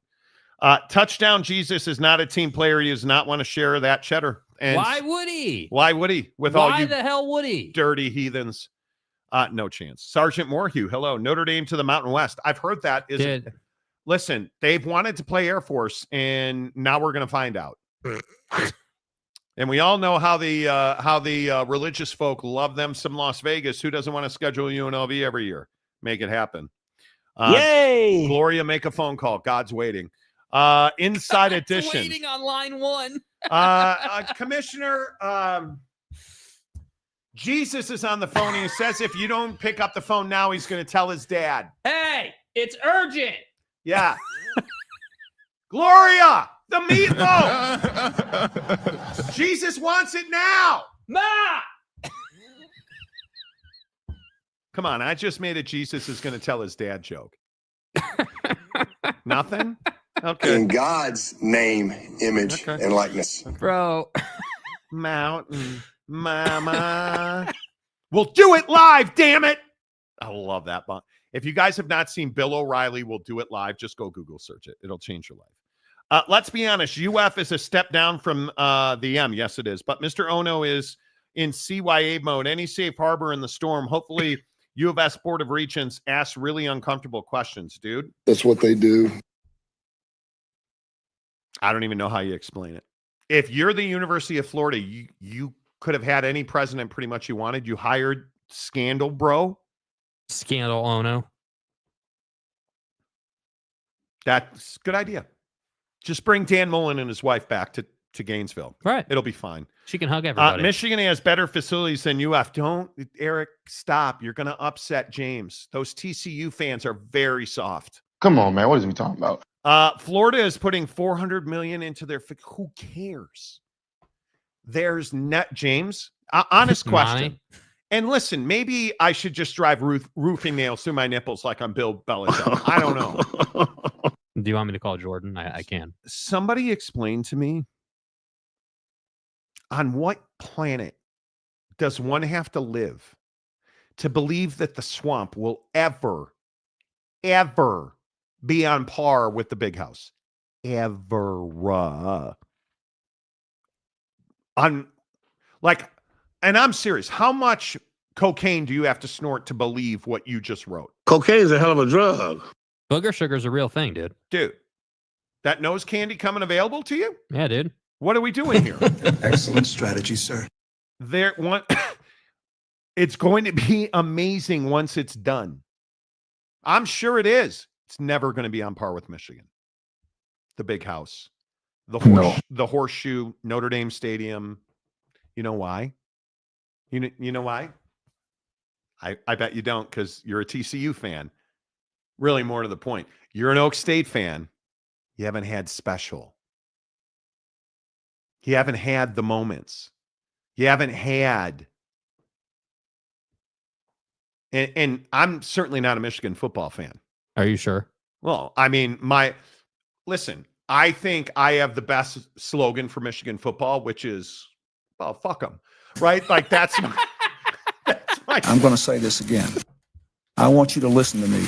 That's my slogan for Michigan football. But what's happened in that building and what continues to happen in that building, the Swamp will never even be close to that. Hell no. There, you would have to go on a decades-long run. Steve Spurrier ain't walking through that door anytime soon. Even during the Tebow murderous, Aaron Hernandez was never a nice guy phase. Even when Pervin Lyer was the head coach and Chris Rainey was doing Chris Rainey things. No. You were never Bo Schembechler. You were never Elvis Gerbach. You were never... Dude, but the mullet, dude. You were never. You have... People get so quick about, oh, man, look at those shiny countertops in the... Who cares? Look at those beautiful lockers. Dude, Delta Center's looking great right now, dude. Did you guys see the Florida Gator fluorescent light on the ceiling in here? Yeah, we did, and nobody cares. Boom. Out of here. All right. Gator shop. You're not even in the same conversation as Michigan. It snows in Michigan. Are you sure? I think that's a lie. You made that up. You made that up. You know. I don't even know what you said. Eric Wasikowski, Lloyd Carr was my era. Okay, one exception. Lloyd Carr. Good point. That's the untrained Lloyd eye. Carr, Pervin Lyer. Santa Ono is going to clean up the swamp, Monty.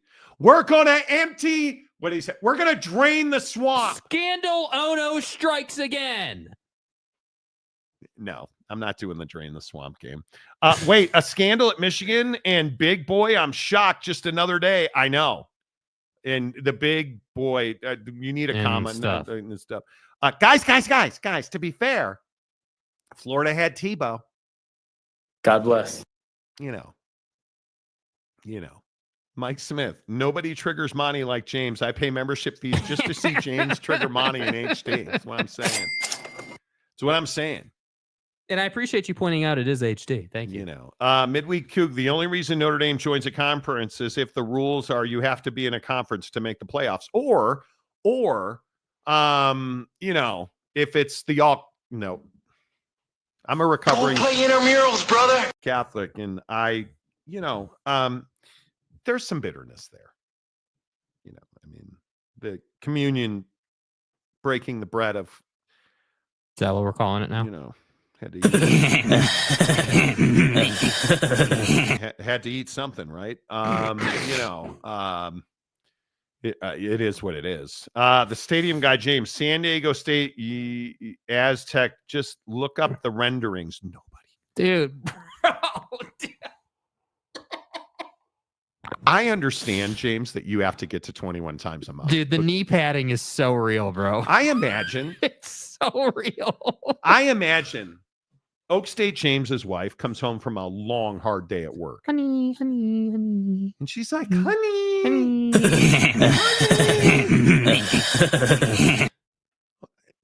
James, what do you want for dinner? And she walks into James's den, and he is just full on arm pumping. Oh God, the swamp. Oh, do you see those light stands, mommy? Oh, daddy. Oh, daddy. Oh God, the IPF. That motherfucker don't miss, man. God, mommy. Yeah, boy.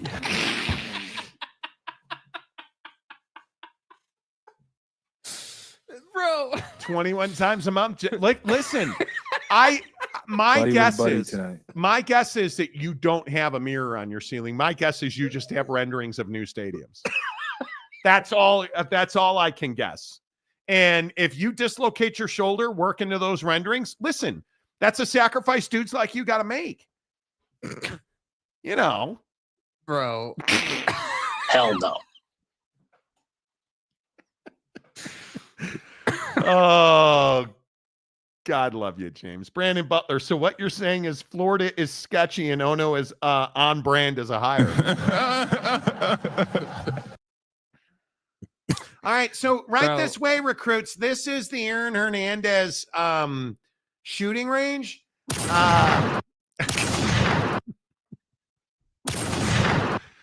Oh my God. Damian Fowler, Monty and Two Shakes, come over for supper tonight. I made a ton of teriyaki stir fry. We show up. Dude, I am in the calorie deficit and loving it. Got on the scale this morning, down another 1.5 pounds.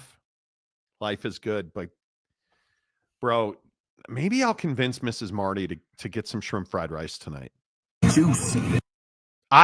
We went to a new sushi place by our house, and it was not ideal.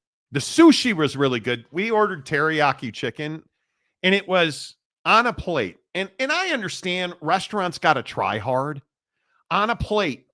And I would remind you, the plate was a shape of a triangle. You knew the triangle offense. It's the triad. You're screwed. Right. White rice in one corner. Like chicken breast just chopped into long strips. Julienne. Whatever. In the other corner. And then like cabbage with like, I guess, teriyaki sauce in a bowl. And then a bunch of like other stuff in the middle that I never got near. And I'm just like, dude, no. I'm not afraid to die. I ordered teriyaki. Well, Monty, there's teriyaki sauce on the plate. What's the problem? When I want $20 Chinese food, I want to go in. I want shrimp fried rice with double shrimp. Okay, pasta? We good? Okay, sweet. Right? And then I want you to bring me a bowl that's got a bunch of fried rice, some peas, some carrots, scrambled eggs like you ain't never seen. Yeah, I know what time it is. A whole bunch of shrimp. And then I just want some soy sauce that I can dump all over that like it's cereal and milk. Soup. And then I'm going to go to Pound Town. I don't want deconstructed, look how neat this plate is. No. Just so you can go to Pound Town. Not doing it. Not doing it. Nothing makes a stadium renovation special like reasonably priced concessions, I've heard. Right? James is amazing. James' wife says the IPF and upper deck, and it causes a full-on blue vein throbber. Oh my God, just like that. Oh, did you say IPF? Come here, you sexy Scarlet. Please. You call me Tebow. Say it, baby. Call me Macaque. Tebow. Okay. Shrimp fried rice. Yes. I'm getting shrimp fried rice for dinner. Eric Wasikowski should try fasting, dude. I'm trying 1,700 calories a day and a solid 6.5 hours of sleep and no less than 5 days of closing my activity ring. And if I do that, right now I'm 3.5 pounds a week and I love it. And it sucks because my clothes are all way too big now, but it's awesome. I love what I'm doing. Give me my butt thunder for breakfast. I'm sorry. I'm sorry, dude. Did you just say your butt thunder? Who are you? The husband of the Southwest flight lady? She's probably on the show there. Damn. No, I'm kidding. Give me my oats. Dude, I had the best oats this morning. Half a cup of Bob's Red Mill oats, a scoop of chia seeds, 2 ounces of blackberries, 2 ounces of blueberries, 1 scoop of creatine, 1 scoop of cinnamon, whole peanut butter, no sugar added, Kirkland peanut butter, tablespoon of maple syrup. Dude, Pound Town. I'm telling you. Yeah, no It doubt. is so good. Yeah. Man called horse training program. That's what I'm saying. Right.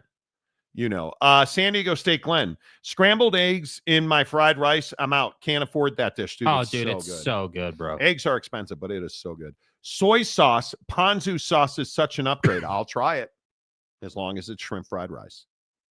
Royster JP, does Pound Town mean something different to the Mormons? I have no idea. You'd have to ask We're not them. Mormons, so You know. It is what it is. Johnny Gonzalez, butt thunder, feel the butt thunder, lightning in the butt thunder. That's what I'm saying. You know, Illumindursky, hello. I would like to do a 3-day fast, but can never get through day 2. You don't have to fast. Just be in a calorie deficit. You don't have to fast. And you know what? It depends on whatever you feel like works for you. Do that. People that subscribe to intermittent fasting, knock yourself out. I admittedly try to go 12 hours from dinner till I have my oats. And that's usually, I try to eat breakfast every day at 8:30. I try to be really rhythmic, right? I get up at 5 every morning. Tomorrow, this getting healthy thing sucks. Do you even lift? Going to the gym tomorrow at 4:45. 40-minute lift. You know. It's gonna be brutal. Anyway, I try to get up at 5. Usually I'm in the shower at 5:05. By 5:45, I'm in my kitchen. I drink a small bottle of orange juice every day.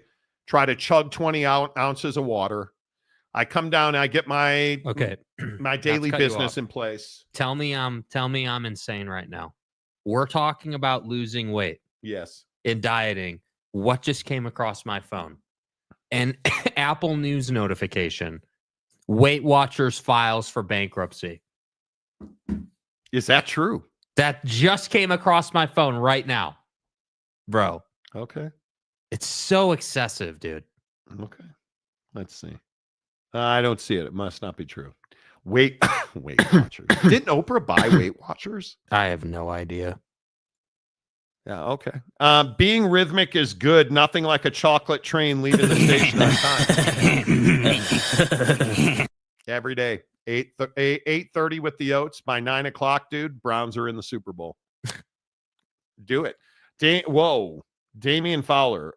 Sorry, Monty, I didn't realize what you were trying to do health-wise, or I wouldn't have brought it up. LOL. Dude. I do love, man. Teriyaki's so good. Mm-hmm. Joseph Harper. Give Monty his oats, and he's ready for the Kentucky Derby. Dude, I'll run nowhere. The quarter pole like your mom's never seen. Proud of you, Marty. I know this has been many-year journey. You know what? I think it is. Weight loss is one of those things where I just didn't respect. What's the right way to say this? I didn't respect the difficulty of weight loss. I didn't respect, like, I've lost quite a bit of weight in my life. I've done every fad diet you can think of. Intermittent fasting, always hated it, was never a good lifestyle choice for me. I did a 40-day juice fast for 30 days. No redos. I did. I made it 30 days in a juice fast, and it was amazing. Yeah. What it does to you mentally is remarkable. Experience. But for the last probably 10, 15 years, my wife and I have been remarkably healthy. We've eaten very well. We've worked out a lot. Like, we've been pretty consistent. And then I'll go a stretch where I'm not consistent. But what haven't I done? I don't drink soda. Generally, I don't eat high sugar things. I'll occasionally binge on an Oreo with Jake. But it's pretty rare, dude. Honestly, it's pretty rare. I'm a big believer. Sugar's the great killer. Fat is not nearly as bad for you as sugar. I currently will try to eat 1,700 calories a day. I'm going to get to my goal weight, which I'm not far from. I'll get to my goal weight, and I will probably bump that up to my maintenance is probably 2,000 calories, 2,200 calories a day, something like that. Mm-hmm. But I think you have to do what works for you. That's the whole thing. You got to do what works for you. Yeah. Juice fasts are a sham, says a guy who I'm going to guess has never done one. Yeah. Because when we did a juice fast, and when I say juice fast, we have a juicer. We would get organic vegetables, and the staples were a lot of spinach, a lot of kale, a lot of carrots. Yeah. And then you find what you like. Always some kind of citrus. Always some kind of, like, a pear. Apples and pears, right? Like, anyway, so when we did it, we did that 3 times a day. And I can't tell you, weight loss obviously is going to happen because you're not eating in bulk. But your blood sugar, the restorative, you just feel better. Yeah. Because I did it, I think we did 33 days. You're just in better health. It's remarkable. And again, I just tell everybody, okay, a juice fast is a sham. Okay, if they're a sham, they weren't a sham for me because my blood work, my overall health, DNA obviously is on my side. But again, I go back to what did my colonoscopy say? Yeah. You think that's because a juice fast is a sham? You get that many plant nutrients and you get that much green and vegetable and fiber into your diet. The first week is an ass kicking. Once you get past that, though, it's not that the first difficult. 3 days are hell. Yeah. You feel awful. The first 24 hours, fine. You wake up on day 2, dude, it's death. I'm telling you, put you PTO in, you're doing nothing. Start on a Friday. By Monday, you'll be fine.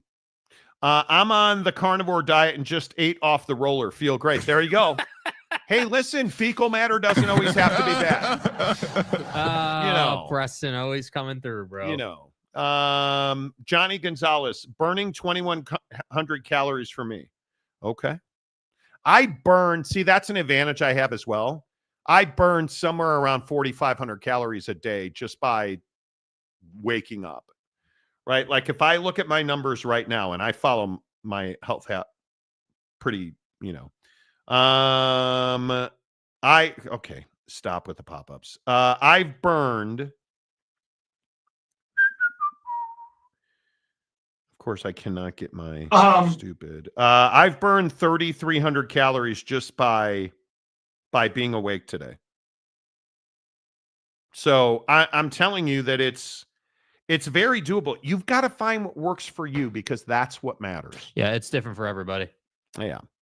That's what matters. Smoothies made with whey is a good fast. By Sunday, you can have a cheat day. I think whey protein is incredibly important. You guys, I'll say this every day. If you're not using chia seeds and a really good cut of creatine, and I always tell you, I think Bucked Up has the best creatine. Promo code Monty. I'm telling you, go get Bucked Up creatine and have a scoop every day. And if you're not trying, in my opinion. Spinach, kale-based juices are truth. Make it your breakfast 5 days a week and you won't need coffee or energy drinks. The mental clarity you get from it is, I'm telling you, it's ridiculous. It is ridiculous. The health and detox claims are exaggerated and not backed by scientific evidence. Okay, I totally disagree. I totally disagree. As somebody who did it, I'm telling you, the before and after blood work was not even close. Not even close. So we can agree to disagree. Reister, Monty has been talking about the juice enema schedule more than sports. I have. All that fiber, I'm surprised you even have an A's left. I do. And I am regular as the clock. Fasting isn't a sham. The sham is people fast, then pig out after the fast. And that's what 80% of fasts never work. I am telling you, the hardest part about gimmick and fad diets is what happens when you're done with it. Great question. Because you can't do the Atkins diet your whole life. You just can't. You have to do the things you don't want to do. That's the problem, bro. You have to cut out sugar, in my opinion. Oh my God, that Hunter fall was. You have to cut out sugar, in my opinion. I think that's where you start. You should stop drinking soda today, right now. I am amazed how many people don't understand how much corn syrup they drink every single day. It's wild. It is, to me, it's always been, and whether you're talking about a diet or not, just like generally speaking, it's wild to me how much corn syrup is hidden through all the food and like it's everywhere, bro. Dude. Blue Turf, Monty, what is the prize pick number for calories you burn a day? 5,000. 4,999 and a half, more or less. Yeah, I think, correct me if I'm wrong, but I think you easily eclipse 5,000 when we golf. Easily. Yeah. Easily. Not even Yeah. Not even close. Seth, who makes hats. Take multivitamins at night when your metabolism slows down. Works great, even if not over 50. Getting over 50 for best. Yeah. Listen, I tell you guys a lot. I take every day before I go to bed. I take ashwagandha. I take CoQ10. I take plant sterols. And I sleep like a baby. In the morning, I take CoQ10, plant sterols again.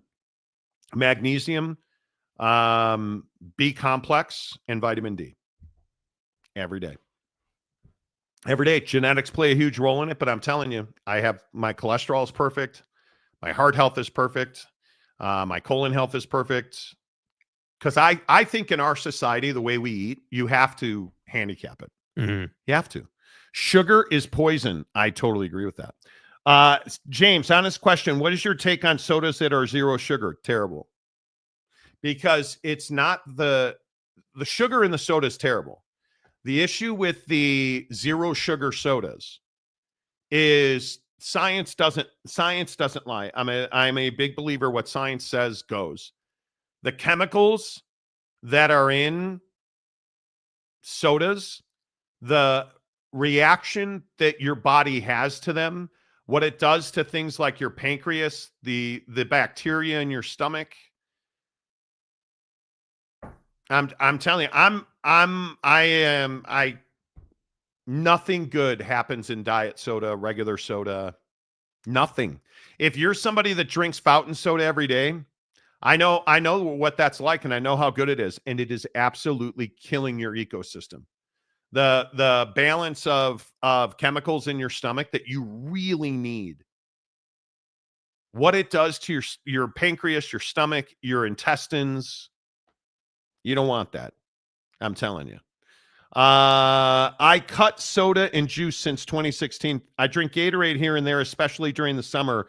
But besides that, haven't touched a soda or a non-traditional juice since 2016. Good for you, dude. The only thing I really drink on a daily basis is I was down to one Monster for like a month.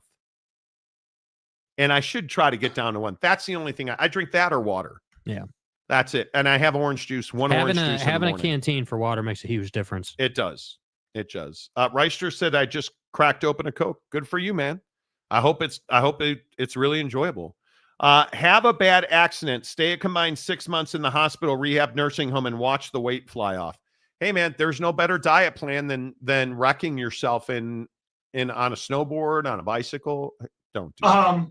Please don't do that. Steve Stepanek, the diet pop takes the calcium out of your bones. I'm working on stopping drinking diet pop, but it's hard. It is hard. It is very difficult. It is very difficult. All right. The Monty Show is always presented by the Advocates at theadvocates.com. Is Brett Yormark actually the best commissioner in college athletics? I know it sounds crazy. We'll talk about it after this from the Advocates. When you've been injured in an accident, you need a lawyer, and you deserve an advocate, because every accident has a ripple effect. It affects your time, your health, your ability to make money, everything. That's where the Advocates can help. Speaking with an attorney is simple and 100% free. We're available 24/7 for your convenience, and we'll take on the claims process so you can rest easy. Because you're not just a client to us, you're a person, and you deserve the best help you can get. You deserve an advocate. The Advocates at theadvocates.com, available 24/7, 365. And the thing I love about the Advocates, and we talk about this all the time, they work with empathy. They know what you're going through because they've seen it many, many times before.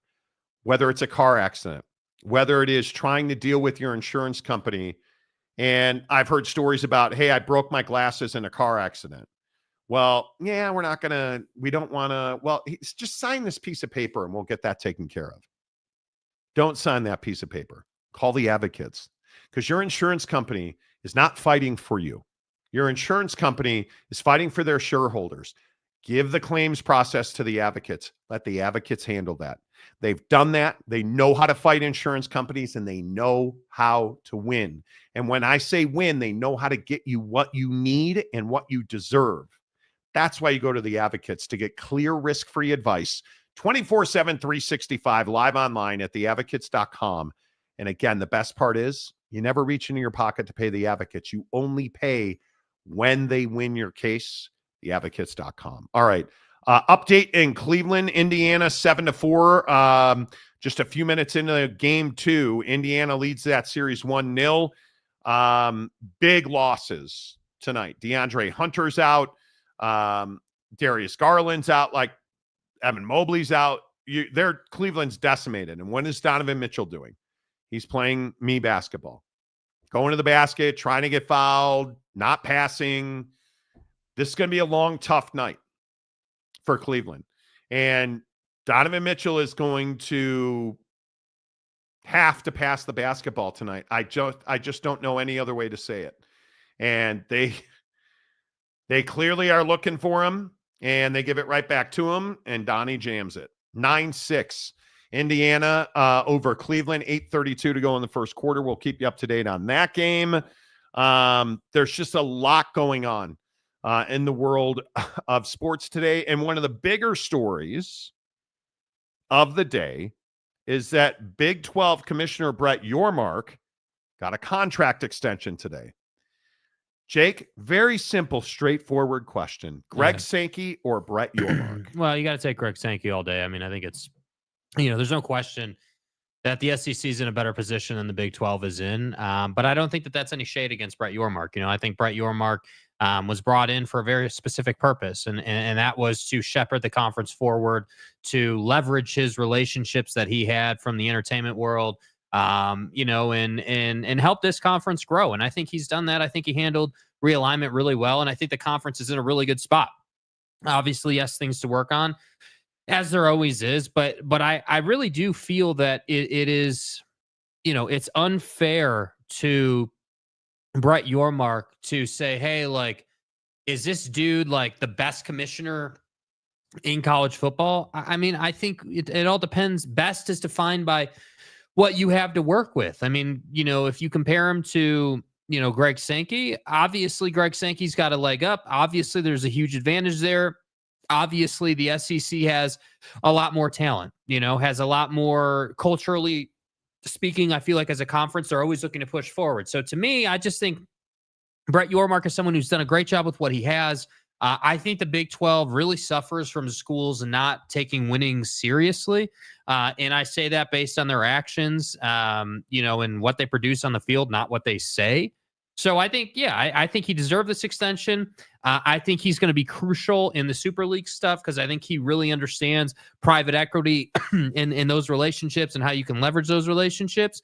And, I think the Big 12 moving forward should keep Brett Yormark until there's either a major mistake made or something happens to him. I can't. Yeah, what scenario would that take? Like I can't see a scenario right now or a reason or what have you to remove him from his current post. And I think that's a real testament to who he is because he was brought into a situation that wasn't amazing, frankly. I mean, he has had to deal with everything under the sun with this conference already. So I just think it was well-deserved. I think the timing of it is good. Obviously, you're not announcing this in football season.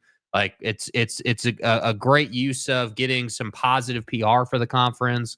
But yeah, I would agree with that 100%. I think that I just don't love comparing, commissioners because I feel like it's okay to compare conferences on the field, right? Like, hey, is the Big 12 better than the SEC or whatever question you want to pose as a football conference? But I think when you start comparing commissioners, I think that it's such a difficult thing to do because they just have their circumstances are so different. Their position in the college sports landscape is so different depending on who you're talking to. What I'll tell you is I don't think it's difficult to compare commissioners at all because there is no comparison. Greg Sankey's the best commissioner in college athletics, and Brett Yormark's the second best commissioner in college athletics. I think what Brett Yormark has done in the short time he's been with this league to get that new TV deal, and then we start looking at all of the things that he's overseen, whether it's international expansion, whether it is bringing new teams and ingratiating those new teams into the Big 12, finding a way, whether it's through Deion Sanders or BYU or to leverage PR opportunities, creating the entertainment and sports experience that the Big 12 basketball tournament is. the Big 12 Pro Day in Dallas, all of these initiatives that Brett Yormark has created, splitting basketball and football into their own commercial divisions, all of those things, in my opinion, make him an elite operator. And that in today's world is what you have to be. I also think you have to be a tremendous politician. Yeah. And if we learned anything from the ACC and Jim Phillips didn't have the best relationship with some of the most important stakeholders in his conference.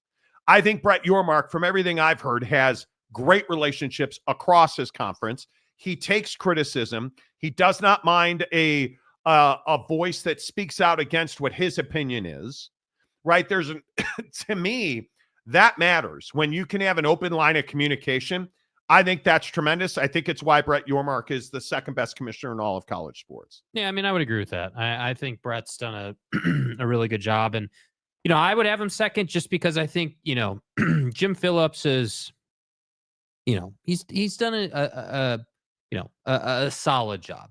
I wouldn't say he's done an amazing job, but a solid job. And in my opinion, Tony Petitti is just cruising along in his conference, following on the coattails of Greg Sankey. So I don't really feel like Tony Petitti's job is all that difficult. All you got to do is keep your ship heading forward, and that's pretty much it. I don't love the way they handled the Michigan thing as a conference. At all. I don't love the fact that the conference is riddled with scandals left and right, and it doesn't seem like the conference does anything about it. Well, I also think that's something that a lot of people don't think about. Conference commissioners are not just overseeing college football and basketball. You look at the money that's being poured into women's sports in this country. You look at all of the issues academically with the way that education money is being doled out in this country currently. You look at the revenue challenges of the House settlement. Conference commissioners have so many responsibilities. You're a salesman. You're a politician. You're a father. You are a boss. You are all of these things to all of these people, and they have to be seamless. And while I agree with you, Tony Petitti, I think, was handed a really impossible situation at Michigan. And I think one of the great conversations that I've had in recent times on probably 2 or 3 occasions. What does Greg Sankey do with the Big Ten if he's the commissioner? Well, my question is, what does Brett Yormark do with the Big Ten if he's the commissioner? I don't know that anybody could have handled it better. My opinion is, based on what I've seen from Greg Sankey, I don't know that he would have done much different with Michigan. I think that is such a shit show, and the violations are so egregious. Tony Petitti had to act, right? When they took action to suspend Jim Harbaugh, he had no choice. Like, Michigan fans saying that there's no evidence, there was nothing anybody could have done about that. Right. I also think that Tony Petitti and the other presidents, Kevin Warren, or the other commissioner, Kevin Warren, you leveraged one of the most lucrative financial transactions that has ever happened in college athletics. Yeah, and I think Kevin Warren's been a better commissioner so far than Tony Petitti has. Yeah. Well, but why? What has Tony Petitti really had to deal with here? I think I think he's had scandal after scandal to deal with, and he hasn't really dealt with it. But he has not. Look at the time frame. And the NCAA and really the FBI, those are the ones handling the Michigan situation. Tony Petitti disciplined Jim Harbaugh. I wish he had disciplined him more. I don't think it was really a suspension. Isn't that what we're talking about? Like, the job he's done? Like, he didn't do a great job with that situation, in my opinion. But I don't know that I think we're probably a little premature in declaring that he should have hammered Jim Harbaugh. Mm-hmm. There are rule books and bylaws to deal with there. Listen, I think Tony Petitti and Brett Yormark haven't been on the job long enough to really have a historic marker, if you will, on their conferences.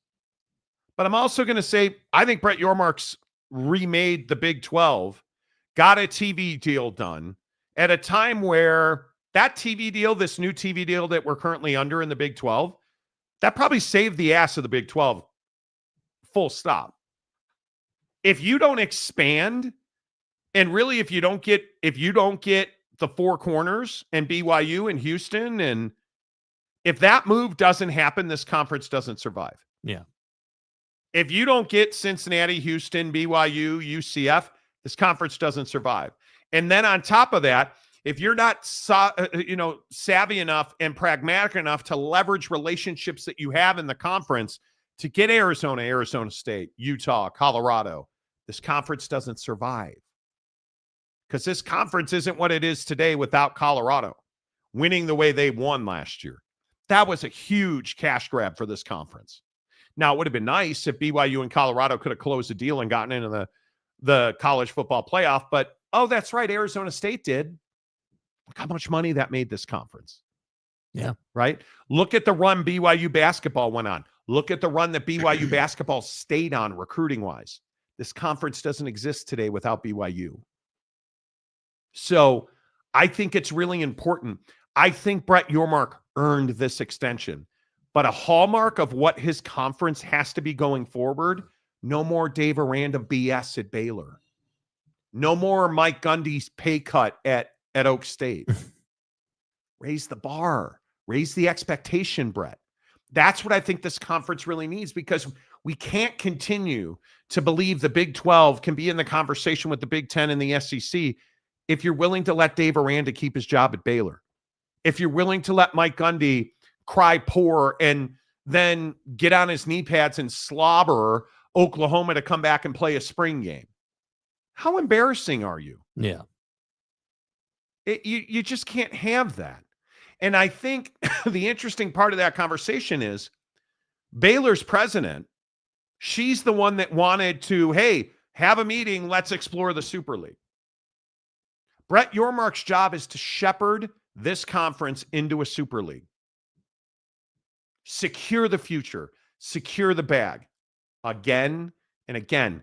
Brett Yormark's job. And this is something Tony Petitti and Greg Sankey don't have to worry about, that uniquely Jim Phillips and Brett Yormark do. Every day, your job is to secure the bag. That's your job every day. Make more money. Bring new opportunities every day. Yeah. Because if you don't, you fall further and further behind. Yeah, I totally agree. And I think that Brett's done a nice job with that.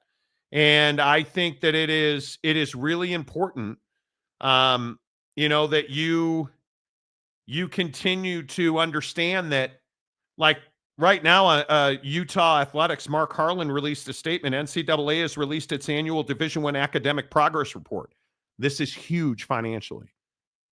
8 Utah sports programs earned perfect scores of 1,000 in a single year report for 23-24 academic year. Do you think academics don't matter?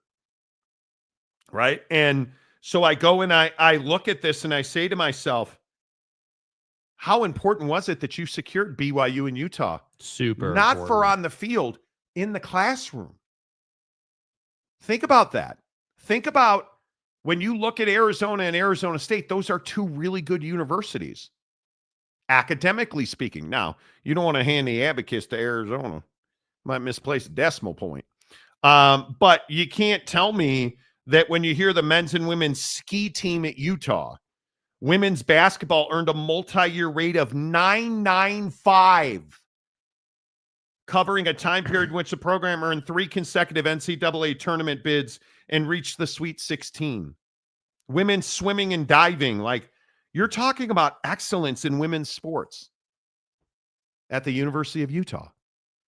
Now, they're not having a year this year, but Utah softball recently went to the College World Series, right? Like you look across the board, they're doing really good things. Right. Brett Yormark has to now keep pushing that bar up. Where's Baylor? Where's TCU? Texas Tech has got to win the conference championship right now. Has Joey ever been in a better position to win big at Tech? I don't think he has. I think he is now. Best spot he's been in. Right? Like that's Brett Yormark's job. Raise the bar, push the expectations, make more money, shepherd them into a Super League era. Yeah. That's his job. All right.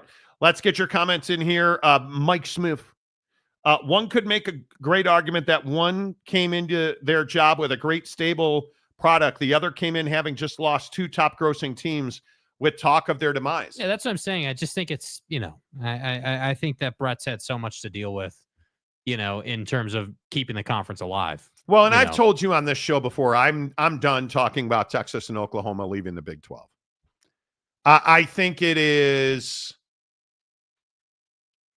was emblematic of the situation at the time, and it does not reflect the current status of the Big 12. No, I just think it's when you look at Yormark's extension and his story so far, that was one of the first major things that he kind of had to negotiating their early exit. Early exit with that exit money, certainly. Definitely could have been messier, he did a good job with that. Mike, I think that's a great point. Yeah. And then he was able to procure a bag to get Rich Rodriguez back to clean coal country. I mean, who the hell knows, by the way, how many conversations Brett Yormark had behind the scenes with. I said Rich Rodriguez back to West Virginia. Mm-hmm. Yeah. Nothing? Jake just glossed over it. Mike, I tried. Jake doesn't have any respect for you. Kim Coulter, Monty, ask yourself this. If Yormark was the SEC or Big Ten commish, would they be better? I think Greg Sankey's done an incredible job. I'm an advocate that I think Greg Sankey has done an incredible job. I don't think that's a Greg Sankey question. Not at all. He's not asking about Greg Sankey. Tony Petitti, I would agree. I think Mike makes a great point. Tony Petitti walked in and his first job and his first priority was to count how high the $100 bills are stacked in the conference room. Yeah, okay, right. Leave all the drama behind, right? Okay, let's do it from a different angle. Okay, yeah. What has Tony Petitti really done for this conference in a positive way? What really has been the big thing that he was in charge of, that he pushed this thing forward? Because I'm sitting here and I'm saying, yeah, you guys are exactly right. He did walk in and inherit a great situation, and that's why I'm saying, I'm not really sitting here yeah, wow, Tony Petitti is a way better commissioner than Brett Yormark. Tony Petitti's just sitting here following Greg Sankey along and inherited the great work Kevin Warren did. That's so again, it's no disrespect to Tony. I don't think you're wrong at all. It's no disrespect to Tony, but it's not, you just haven't, you haven't had to deal with what Brett and Jim Phillips have had to deal with. And again, I also want to say, for Jim Phillips' portion of this, part of that is on Jim Phillips, right? I mean, you have to, as a commissioner, and I think this does not get talked about enough, there is a lot of, like you said, being a politician, but as part of that, mitigating damage, mitigating public blowback, working with your member institutions not to have, public conversations in the media about the conference melting down. You don't really hear that out of the Big 12. There's none of that drama. We're only talking about, can, Baldy and Waco win more games, or, can eight ball, please. Yeah. That's the conversation in Big 12 country. So yeah, I think that I would agree. I think Brett Yormark's the second best commissioner in the country. And I think the question of, if Brett was in Greg Sankey's shoes, I don't think we should really have that conversation, because I think it's one, it's unrealistic. Yeah. Two, I just don't think it's a fair thing. Greg deserves a ton of credit, whether you like it or not, for the position that conference is in. He deserves a world of credit for that. Totes. Nothing wrong with the other commish, but I wouldn't trade for anyone else. No, I don't think you would. Make 2K the ride share way. Okay. Good to see you, dude. You're definitely losing weight. Well, I appreciate that. Thank you. Seth, who makes hat. SEC, tell a lie often enough, best conference. When the Pac-10 won more bowls last year, losing to Navy and USC, they stated Sankey is remarkable. True winners to hold his line. Love him. I think that Greg Sankey has the total package. And now that they were easily the dominant basketball product. And they didn't used to be. I think that development. I think the development of SEC baseball continuing. I think the development of, obviously, football, multiple dynasties, back-to-back dynasties. Getting the best softball team in the country to come to your conference. And yeah. And obviously, the expansion of Texas and Oklahoma. It's hard to argue what Greg Sankey's accomplished. I think it's very difficult to argue with it. I think all three of them are really good commissioners. I think Tony Petitti's got a very bright future. Let's see. Who else? Burger University. Okay. Man, I would love a Five Guys burger. I do think I'm going to kidnap my wife and get shrimp fried rice. That's what I want. Tony the Tiger needs to get some of those schools under control. If it's a school getting into some stuff, it's out of the Big Ten. You're not wrong. You're not wrong. Midweek Coug, I agree that was a fail. Oregon State, Washington State ratings for small town in CW is impressive, but I'm a Beaver fan. I don't think there's any doubt. I maintain to this day Oregon State is one of the biggest victims in the history of college sports. Couldn't agree more. I mean, they just were in the wrong place at the wrong time. And I am a big believer. Your athletic director, your president, your Oregon State did absolutely nothing to be in the position that they're in. I think they were a victim of circumstance. I would agree with that. Totally agree with Monty. Good leader, but Sankey doesn't have it in him to lose and would handle those examples better. I think that's a big question. Oak State James, Gundy made changes to his staff. Next comment. What does better this year mean? Somebody define that. If Oklahoma State doesn't win this year, the head coach is out. Well, how about you just win a game? Not hard to go up from not able to go down. Right, you're kind of at the bottom of the college football graveyard. Yeah, it's going to be hard for you to be worse this year than you were last year. Yeah, I mean, Jay said Yormark basically dismantled the pack, getting deals and teams at the same time. No. Hold on. No. That's not what he did. Don't put that on Brett Yormark. No, I would not. Brett Yormark did not dismantle the Pac-12. Brett Yormark said, hey, I'm standing across the street watching your house burn. Yeah, you guys can come on over. We have an opportunity. Yeah, like, hey, if your house is already burning, yeah, we'll bring in like 100%. We'll improve our conference. But he didn't back channel, Carol Folt at USC to get her to go to the Big Ten. Anybody he didn't do that. Anybody who believes that in this day and age, like we reported exclusively on the show, which now been reported nationally. Right, Yormark's had conversations with Duke, North Carolina. Pretty much every major brand in the ACC has gotten a phone call from the Big 12. As they should. Why is that a problem? It's not.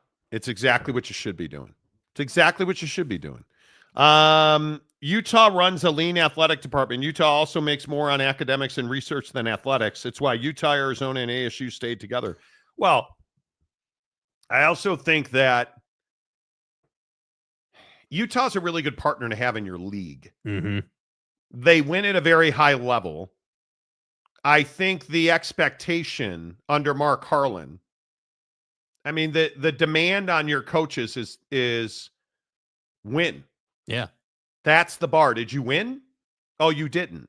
Well, we're going to have a conversation about that. Yeah, I mean, it's pretty straightforward, Yeah, I mean, I and that's how it should be at every university. And I think when you look around the Big 12, I mean, you need to define what did you say? They run a lean athletic department. Yeah. I mean, we need to asterisk that, because I think running a lean athletic department, that's a different definition for everybody. I mean, again, I can't emphasize this enough. Whether you're talking about Mark Harlan or whatever athletic director or administrator in the Big 12 you want to look at, dude, these people aren't stupid. They understand that, hey, we need money ready to go when the Super League happens. And a lot of that generation, that revenue generation, can happen through secondary sports. And that's why winning is so important. Winning. And that's why, and I'm glad that you brought up Mark's tweet about the academics. That's why academics matter so much. No, they don't, Jake. I know. You shut up. And I know all the people calling all the assholes in the Pac-12 assholes. You guys remember that? You shut your mouth, Marty. Academics don't mean anything. The Pac-12 homers are more interested in what color their eraser is on their wooden pencil. I want to win games. Then, we have that whole dynamic. But I'm just simply saying that you got to look way past, hey, how much money did the football team make? It's how much money did you make on athletics, because I still maintain the best athletic departments in the country are positive, not negative. If you're negative in your athletic department, there's a huge problem. So you got to be positive in athletics, because ultimately most schools that you look at are going to be positive in academics. But I also think that Greg Sankey talking about recruiting, that if you are a college coach of any sport, you cannot decry the demands of recruiting. You cannot decry the demands of analytics. You have to have the right people. And I struggle with coaches in any sport. I'm not just talking about basketball and football, swimming, shit, I don't care, golf. If you're not out recruiting on a regular basis, trying to replace your very best player, if you have an all-world quarterback and you're not trying to find somebody to push that quarterback and replace them, you're doing it wrong. And I don't care if it's golf. Man, if you're a college basketball team and you are not recruiting Europe, you're doing it wrong. It's what you have to do. And there's so many coaches in this country who don't want to go out and recruit. And Greg Sankey has talked about how, and it might have been at the World Sports Congress, damn it. It was several months ago, and I don't know why we didn't play it, but Greg Sankey talking about maybe that Nick Saban's greatest attribute was he accepted the fact that road trips were not just for football season. And he accepted the fact that hotel rooms weren't just for football season. Because what is football season? 12 months a year. You want to win at a high level? Recruit 12 months a year. You want to win conference championships? Go replace your best player every single year. Yeah. Can you say you're doing that at Baylor? Can you say you're doing Dave Aranda's a nice guy. I don't care. Does he win? Well, Monty's. You can't have multiple bad seasons in a row in any sport and expect to keep your job. That's just not the culture we live in anymore. And I look at Utah as a great example. They fired the basketball coach in February on the men's side. I would also, to that point, say, remember how they did that, because I think it plays to exactly what you're saying. They didn't just say, well, some random ass day in February, we're going to fire Buddy. No. You fired him the day that it was set in stone. You weren't going to the tournament, dude. The moment. You said, pack your ass. You're out of here, dude. Goodbye. The moment, right? What did you say, Kim Coulter? Sending 100 right now to the advocates for losing my bet to you. There would be 4 guys crying in the draft. Hey. That's amazing. Did you really do that? Yeah. Oh my God. I remember that. That's awesome. I remember that. I appreciate you. I guess I just look at it differently. I think that we have to find a way to raise bars in this conference. Ryan Dooley and Gloria, we trust, as you should. Listen, if you're in the Pac-12 or if you're in the Mountain West, you're going to find out what your commissioner is. And Teresa Gould secured a distribution deal for the year. It's a win. How is it not a win that you're on ESPN and CBS? Now you're really on the CW. It's a win. Now she's got to get a deal for 2026 and beyond. If you're Gloria Nevarez, you have to secure membership. And you secure membership by bringing in more revenue, including a new media rights deal. Yeah. And now, really, both of them are focused on running their faces into each other in mediation. I don't love it. I don't love it. Yeah. I just think it is what it is. Oak State James. Let's look at facts. Oh, God. Monty said on this very show that Oak State's best position last year was their linebackers. I said safeties, I believe. He said if both Oliver and Martin got hurt last year, that cost them at least 3 games. I believe your best position on defense was safety. Oh, that's, how I know that? Because he now plays at Oklahoma. Here's the problem. And James, you can just keep dying on this cross, my guy. Mike Gundy's not a good football coach anymore. Mike Gundy didn't have enough talent on the roster last year. Mike Gundy didn't have a quarterback on his roster last year. Mike Gundy could not block for a guy that should have been the best running back in the country last year. You didn't have an O-line. You didn't have, the best wide receivers in the country, Monty. Turns out that was a lie. Not even close. That was a lie. The lie detector determined that was a lie. That's why you're a TCU fan now. Because you're not relevant. And that's the part, if because you're being a red ass here with all due respect. You really are. And this is the thing that I haven't said yet about the whole TCU fandom thing. Bro, you being a TCU fan has nothing to do with you, going to school there in the fall. No. You're a TCU fan because Oklahoma State sucks right now. They're a bad team. And Mike Gundy and his career is sunsetting. And the school doesn't want to move on from him. God forbid they'd have to look for a new head coach that's younger and more in tune with the current climate. So your defense to that is going to be, look what he did in the portal. Look what he did, to add to the offseason. Look at all the changes on the staff. We've been down this road 100 freaking times, dude.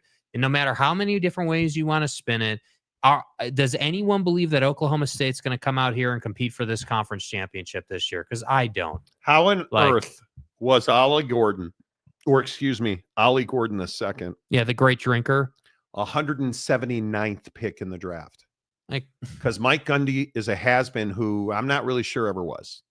You understand that Ollie Gordon's got, and maybe not the same, but, similar talent to what Ashton Ginty shows people. You understand that he's bigger than Ginty. Like, he can run through people. He can make people miss. Like you're an all-world back, and you can't block for the dude. It is quite literally, it's embarrassing to be an Oklahoma State fan right now. And I totally understand that. You cut your coach's pay. You said you were going to spend a bunch of money in NIL, and you didn't. And then you want to tout old farts being your coordinators and a quarterback who's never proven anything. It's a tough existence. Portal additions. It's a tough existence right now. In a conference that's going to be notably better. Because the bottom half of this conference, say what you want about your mom's house, but the bottom half of this conference got exponentially better than Oak State. And if you had done, again, what did Utah do? What did Utah do? Did Utah hire some, we need a new offensive coordinator. And, Jake, can you find me some crusty ass has-beens who never were? Get me a list of those guys. Let's why don't we do this? Why don't we go find some guys who run archaic systems? Why don't we do that? Because it's all part of the plan. Or I know we need an offensive coordinator because we just got humiliated. Yeah, I think. And our quarterback was 78 years old. And then the backup quarterback who was 13 and has a mommy complex. We're going to have to, can we do anything about that? Well, why don't we go get the offensive coordinator who oversaw one of the greatest offenses in the history of his conference? And why don't we bring his quarterback with him, who was one of the most prolific passing quarterbacks in the country last year? And furthermore, why don't we make sure that offensive coordinator has a long, successful track record recruiting in Utah, Nevada, California, Oregon, Washington, Idaho, the entire West Coast. Yeah, that's Jason Beck, because that's what the flip Utah did. Yeah, I feel like the biggest difference between what Utah's done and what Oklahoma State hasn't done is Utah took it personally. Utah took all the struggle, all the loss, all the failure. They took it personally. And they hired do you guys understand? They hired a guy in Jason Beck who played quarterback at BYU, their rival, right? Before that, you have to remember that he worked for Bronco Mendenhall, who arguably is one of the great coaches in the history of football in the state of Utah. He's got all the high school relationships, and he's shown you that, yeah, he can absolutely take a quarterback, develop him into a pro prospect, because he's done it multiple times. What has Mike Gundy done? Did Mike Gundy go hire that guy? No, he didn't. And I'm telling you now, BYU is going to be better this year than they were last year. Yes. Utah will be better this year than last year. I'm done pronouncing Utah the best team in the conference, but such as in like.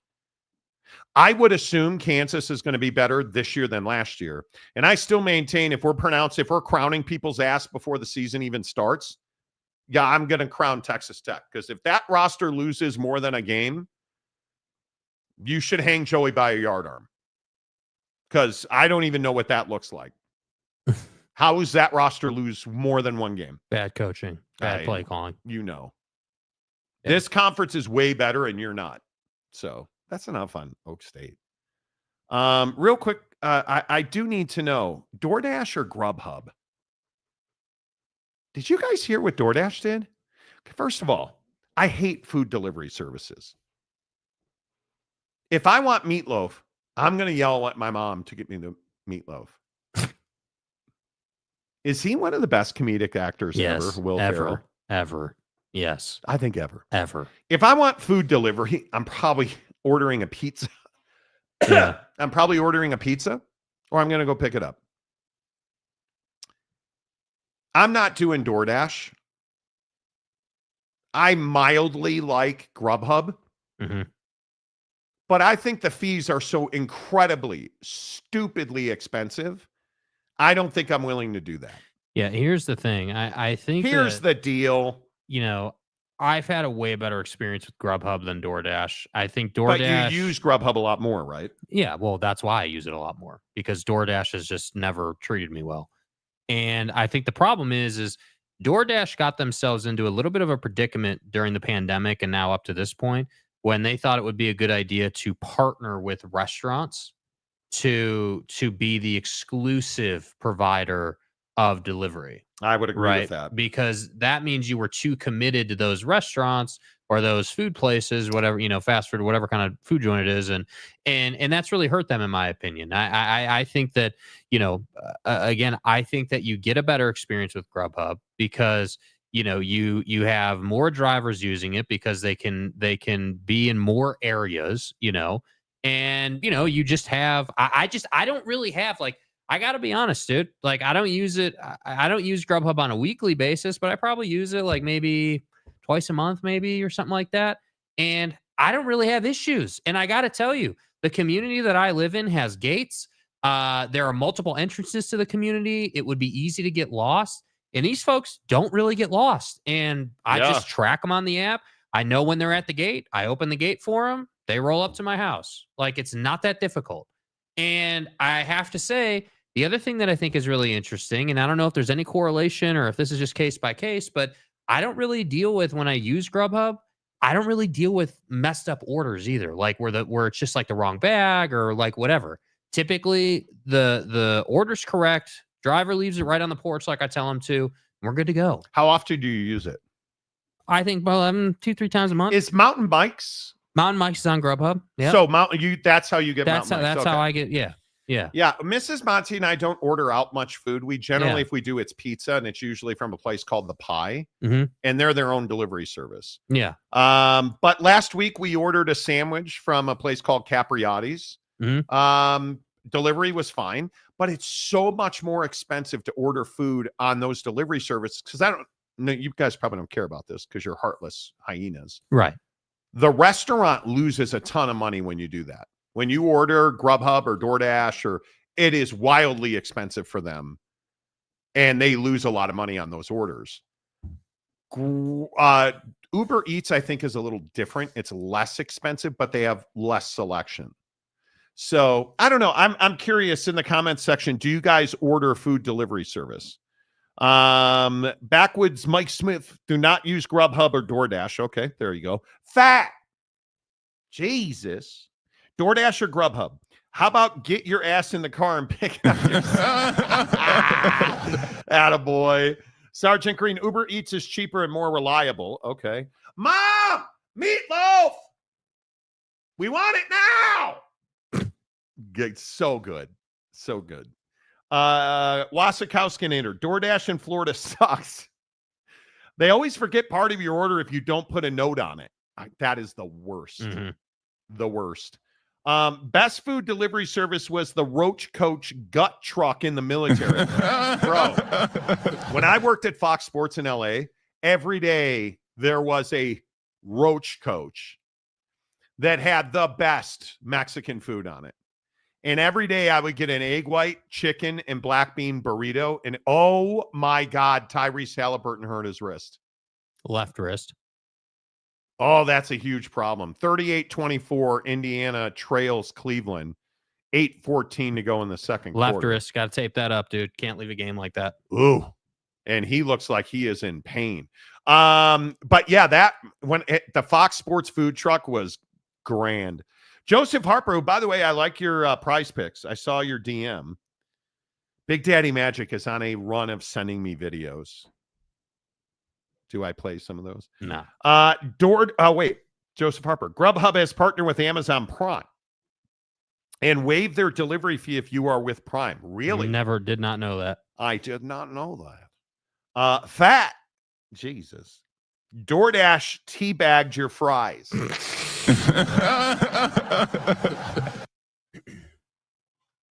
Dude, Halliburton's struggling.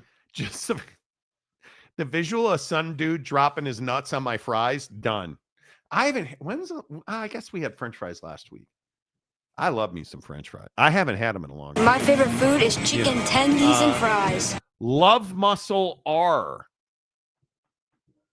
After quitting sugar last month, my feet don't ache anymore. No moss inflammation, dude. It's real, bro. I'm telling you. It's real. Was the teabagging a free service or is there an added charge for that? Do we get some extra seasoning with that? Holden Middick. You know. Okay. Well done. Hiscock. Yeah. No. Giggity, how do the food delivery guys know which item to pick off the rollers? Jake, that's the one that I don't know, dude. Bro, we were at oh my God, my wife almost had a colonoscopy at the movie theater the other night. So we go and see The Accountant, The 2, which is a pretty good movie, pretty good flick. We're getting our popcorn and beverages. And a DoorDash driver rolls up, and the concession stand had put a bucket of popcorn and drinks into a bag. Some jackwagon had like DoorDash movie theater popcorn. Are you really DoorDashing concessions at the movie theater? I've never heard of that, dude. How much money do you have, my guy? Bro, that's wild. That's expensive. Dude. My wife couldn't believe it. And I was standing next to the driver, and I didn't really put 9 and 17 together. But my wife was like, dude, somebody DoorDash that. And then I looked at it and was like, what's wrong with you? He's asking for a drink holder. Like, it's one of the weirdest things I think I've seen. Wild stuff. Let's see. Johnny says you guys need to send Mountain Mama some Mountain Mike's pizza. Dude. Grubhub it all the way from all the way from West Virginia. Mileage is going to kill you. Sergeant Green, the Roach Coach. Yes, sir. I'm down with BDM montage clips. Oh, God. Okay. You guys are not a good influence, dude. So I'm just going to play it without explanation because it really doesn't need. Hey, player. Big Daddy Magic here. Hate to disappoint you, I'm wearing a shirt. But 1 year ago today, my beloved Victor won unanimous for Rookie of the Year. That means everybody voted for me. And you're absolutely disgusting. Deformed-looking, Shat Holmgren, a face a mom wouldn't love unless she was getting a government check to love him. Shat Holmgren's the reason why there's so many lesbians. But let's get back to Victor. Victor won unanimous Rookie of the Year. and he's the face that runs the place. Now, I don't want you to have a jealous bone in your body. So, and you have a responsibility to me. Oh, do we? A responsibility to me. So don't be saying, oh, Victor should fight the gorilla. One of the 100 people to fight the gorilla. Victor is not a fighter. And if I have a third heart attack and I die, you're going to be a pallbearer, buddy. That means you're going to be carrying my big fat butt to my funeral. You're going to have back problems. You don't want that. And Victor doesn't need to fight a gorilla. Because if Victor found a gorilla, the gorilla would learn how to juggle, because that's the way Victor is. He teaches people stuff, life skills. And the gorilla would have a life skill. Bye. This is the home of King Kong. This is where he died. And then, because I said everyone wins titles except Josh Allen. Hey, player. Josh Allen would have at least 3 Super Bowls, but he has to fight the corruption of the NFL refs and everything. You're from Chicago, the home of corruption, dishonesty. He's not wrong. And a nasty underbelly of crime. Chicago. You know what I mean? No. Josh Allen has the greatest arm in the world. And just remember, everybody wins but the Kansas City Chiefs. And yeah, fuck John Cena. God, bro. Dude. And his name is John. And no, some guy named Steve sent me a video, and Steve, I don't know What's who up, the big bro? hell you are. Who the fuck are you? Steve said, hey, Morty, M-O-R-T-Y. Okay, so active listener. Active listener. Hey, Morty, play this on the show, but don't listen to it first. Not a chance in the world. Wouldn't want those FCC violations that don't exist on YouTube, you know? Stadium Guy James, I don't do DoorDash or Grubhub. We have a really good local pizza place 4 blocks from where I live. I just stop by after work and pick up the pizza once a week. I like it. I like it. Yeah, but you're a pepperoni guy. Backwoods Sexy Mike Smith, you are not a pepperoni guy. God damn it. Are you really a pepperoni guy, I think James? he is, yeah. No. Yeah. Okay, everybody drop your pizza order in the comment section. James, I swear if you're a pepperoni Well, guy. Monty, I got to have pepperoni and jalapenos with some ranch, you know? Yeah, the scumbag Kansas City Chiefs. I mean, that barbecue pepperoni is amazing. Yeah, you know, and Sonny Dykes told me that if I throw some blue cheese on it, I might as well not be a TCU fan, so I had to go ranch. Dude, cheese pull-aparts from the pie are dank. No, the cinnamon pull-apart, my God. Like lower extremity pumping. Yeah, knee padding. Dude. Eric Wasikowski. That's like Jake DoorDashing a roller dog, which he would do. No, I would yes, not. you would. No, oh, my God. You would. No, I would not. No, I would not. That's sus. redos. That's sus. Yes, you would. No, I would not. You're cap ass. No, You would. No. Sus and cap ass, same sentence. Jay McClanahan, we need some Big Daddy Magic videos. You got it. You're welcome. I'm here for it. Josh Allen is a baby face in the league of WWE heels. Mike says these BDM videos seem like a desperate cry for help that we exploit for our own amusement. Put James's order on the screen. I don't know how you exist as a human being, dude. What the hell is this? What bro? Like, I knew today would be shitty.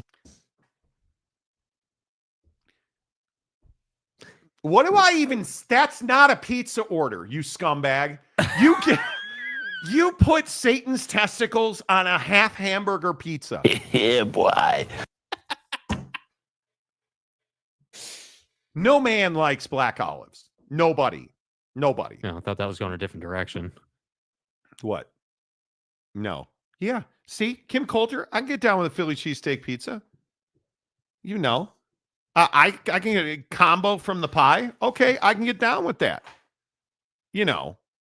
Johnny Gonzalez, the Cimarron from Hideaway's Pizza, Stillwater Zone. Okay. But half hamburger and Satan's giblets? Are you out of your mind? That just confirms all the bad thoughts that I've ever had about you. That you would have put, bro. Now, I'll even do pineapple on pizza. You want to throw down some pineapple? Okay. I'm a sausage and onion guy. Some softies on this show hate sausage, but I'm a sausage and onion guy. My team. That's okay. That guy is freaking hilarious. He is. What's the matter? 6 o'clock, bro. Okay. Hey, Shouty. Mike Smith, every topping is legit on a pizza except fish or pineapple. There you go. Detroit style with margarita. Simple. Okay. Jalapenos, black olives, impossible meat crumbles, banana peppers. No, you lost me at jalapenos, dude. Yeah. Mushrooms and pineapple. I'm okay with that. Yeah. Meat lovers. I'm hoping. Chewy says, how can Jake hate sausage when he shares golf bulges? Again, I just want to point out, I don't control what goes on the screen, dude. You send me pictures of dog cock. Right. Don't sit here and tell me, want to see. Oh, I don't eat sausage. No, that's not what I want to see. Yeah, it is, No, dude. it's not. Macaque. Oh, dude, brother, I was flipping around. I was on the gram today. You got to get stroked. And let me show you something. Human or non-human? It's one of the best things I've ever seen, bro. Look at this picture of Bryson's dog. You just have to start stroking guys. He sends me this stuff. Well, I know you're a big fan of Rory. Check this out. Yeah, dude. Like, and then I don't even know if we still have the picture of the dog joint. But he sends me like the picture of this dog's red, disgusting knot. And I'm like, what am I supposed to like, bro? I just thought that you would like that, dude. That's you're wrong. that was just You're wrong. That was that was You're wrong. Fat dude. Jesus. Years ago, I found you because heard Mark Asher's voice. No idea that it would lead to Big Daddy Magic's amazing video. Macaque. Maybe we have a competition for videos one day. That's disgusting that you would put olives and ground beef on that. God, James, at some point, don't you have to be a godly man? Allegedly. All right. Tomorrow we're going to ask you what your side hustles are. And your mom is not an answer. Okay.